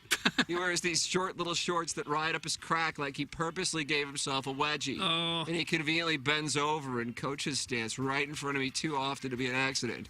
Don't even get me started about his sweat-stained tighty-whities sticking out the bottom of his umbros. This dude gets me harder than Dwayne "The Rock" Johnson standing on a boulder. Thanks, that's from the JV golf coach. JV golf coach. I want to do stuff to you that makes our hands gross, I said to my 4-caddy Kip. Grip it and rip it, he said. Do we have time, I asked. He said, of course we do. That smoking kumquat of white Gloria Vanderbilt sure as hell slacks is in the bunker again. Smoking kumquat. That's dope. And he can't hit a shot without the short guy with bits of Cliff Bar in his beard videotaping it. So yeah, we got time. Turns out we had 6.5 hours to have gape-shuddering sex. Gape-shuddering. Up against the Marshall cart as those two lummoxes traipsed around that course. P.S. that Chris Heck sounds like he's got the BDE. Glenn forced to listen to this guy talk about how he hit a great shot. It just went the wrong way, even though he hit it in the middle of the blade with his eyelids propped open with half-smoked Capri Menthol Super Slims like in a Clockwork Orange. Oh. Blah, blah, blah, blah-bitty blah, and then learn. What in the F kind of fake tie-in was that? An open window, dead crickets, and a shoe rack in the hallway. Sure, that happened. Now, to my email. First of all, a 77 at Bellerive under those conditions is nothing short of incredible. Agreed. He was surrounded by lunacy. Let's workshop this malarkey. Twirling clubs before hitting shots that were destined to be horrible with the wrong damn club. Lay up with a nice 7-iron in the middle of fairway. Oh. Or hit a 5-iron to make sure you're past a damn bunker. No, this dude hits a 6-iron semi-sideways into the sand. Into the damn sand! Oh, look, I can drop this shot and get my 99. I think I'll putt it from the rough. Not a 7 and bump and run to get some speed. No, I'll putt it and I'll blame it on the grass slowing down my shot. Guys, the last time I watched somebody hit a downhill pivotal putt short was my second wife, and she quit playing golf after that. That's from Stan Key Butt. Stan Key Butte. Who was the one before that? The Kip the Caddy. Did he have a name? Glenn. Glenn. Glenn Glenn, with one N. Go pound sand, you dumbass simp. Take your 3-wood and shove it up your ass sideways. If I wanted to hang out in the sand, I would have gone to the beach, eat another tube of discarded pig parts, and go back to Riverside, you twink. And the Packers suck. That's from Stan the Caddy. Stan the Caddy. And finally, morning, guys. I know we're on air right now, but it's Iggy newsletter time where I use business hours being broadcast to thousands of people to hash out personal issues literally nobody cares about or asked for or is able to relate to. Tim, Doug, Jackson, Plowsy. I'm not going to share which show, but a listener sent me a snippet of audio where a coworker on another show talks about something that we talked about. What do you mean, will I share any more information, Doug? Hell no. This is for people to hear. But I kind of really need you guys to know that I have some dish, and I'd like for you guys to kind of wait on bated breath until the break so I can have something you guys want. All righty, I'm going to head outside and smoke with the homeless guy who bathes in our fountain. Thanks, that from What Was the Hole Where I Was a Little Behind You? I saw that person yesterday. That's pretty good. What was the hole where I was a little behind you? He's new. And that's what we have for the Designer Heating and Cooling email of the day. What you got? Well, there's a lot of Stans this week. Stan's active. I'll go with the last guy. What was the hole where I was a little behind you? I kind of like Glenn. Wow, Doug. I mean, I'm put to the test here. Okay. God. Boy, I mean, I really am put to the test. I am between Glenn and I am between What Was the Hole Where I Was a Little Behind You. I'll go with What Was the Hole Where I Was a Little Behind You. That's delightful. I would have went with that one. That's where you would have gone, Paul? Oh, yeah. All right. That's not, Makes me feel like I chose. Yeah, What do I you got got? a strawberry shortcake. Yeah. Okay. Yeah. All right, it looks good. Yeah. Looks nice. It's the same conversation we have every day, Doug. Yeah. Or bomb. Yeah. Now, what's coming up on Pepper and Genie? Recap of Bellerive. Oh, nice. A little truncated because there's a sound story. A little shorter. Oh, yeah, guys. There's a sound story at 10:30? Yeah. Oh, we can go as short as you want. Yeah, I'm going to have to pick my van up at 10:15. I have some change of plans. So Oh, Doug, this sounds like an abbreviated edition. Yeah, we'll just talk about Stan and say see ya. Okay. Yeah, that's fine. Well, we did that already. Yeah, we did it pretty much. Well, we just take some clips from We're our gonna do show it again. Okay. throw them into Pepper and Genie. Time for us to shut it down. Jackson and I are going to go down the hallway, and I think we're going to get it together, and I think we're going to have a nice show. That's what I think is going to happen. It's called Balloon Party on Arizona 101 ESPN. You can text in there 65780 like Hugh from Marlboro and Merle from Oakville and the guy who doesn't like that I was born Catholic. You can also leave a mic drop, 101 ESPN. Pepper and Genie coming up, and Pick 6 returns at noon on YouTube, and it'll be on the Tim McKernan Show podcast feed. For the Plowhawk for Action Jackson for Kenneth Iggy Strode. For my brother Kevin for Douglas Sullivan Vaughn, I'm Tim McKernan. This closes out the Maggie O'Brien's 9 o'clock hour and the Ryan Kelly Morning After from the Michelob Ultra Studios. KPNT FM HD2, Collinsville, St. Louis. Your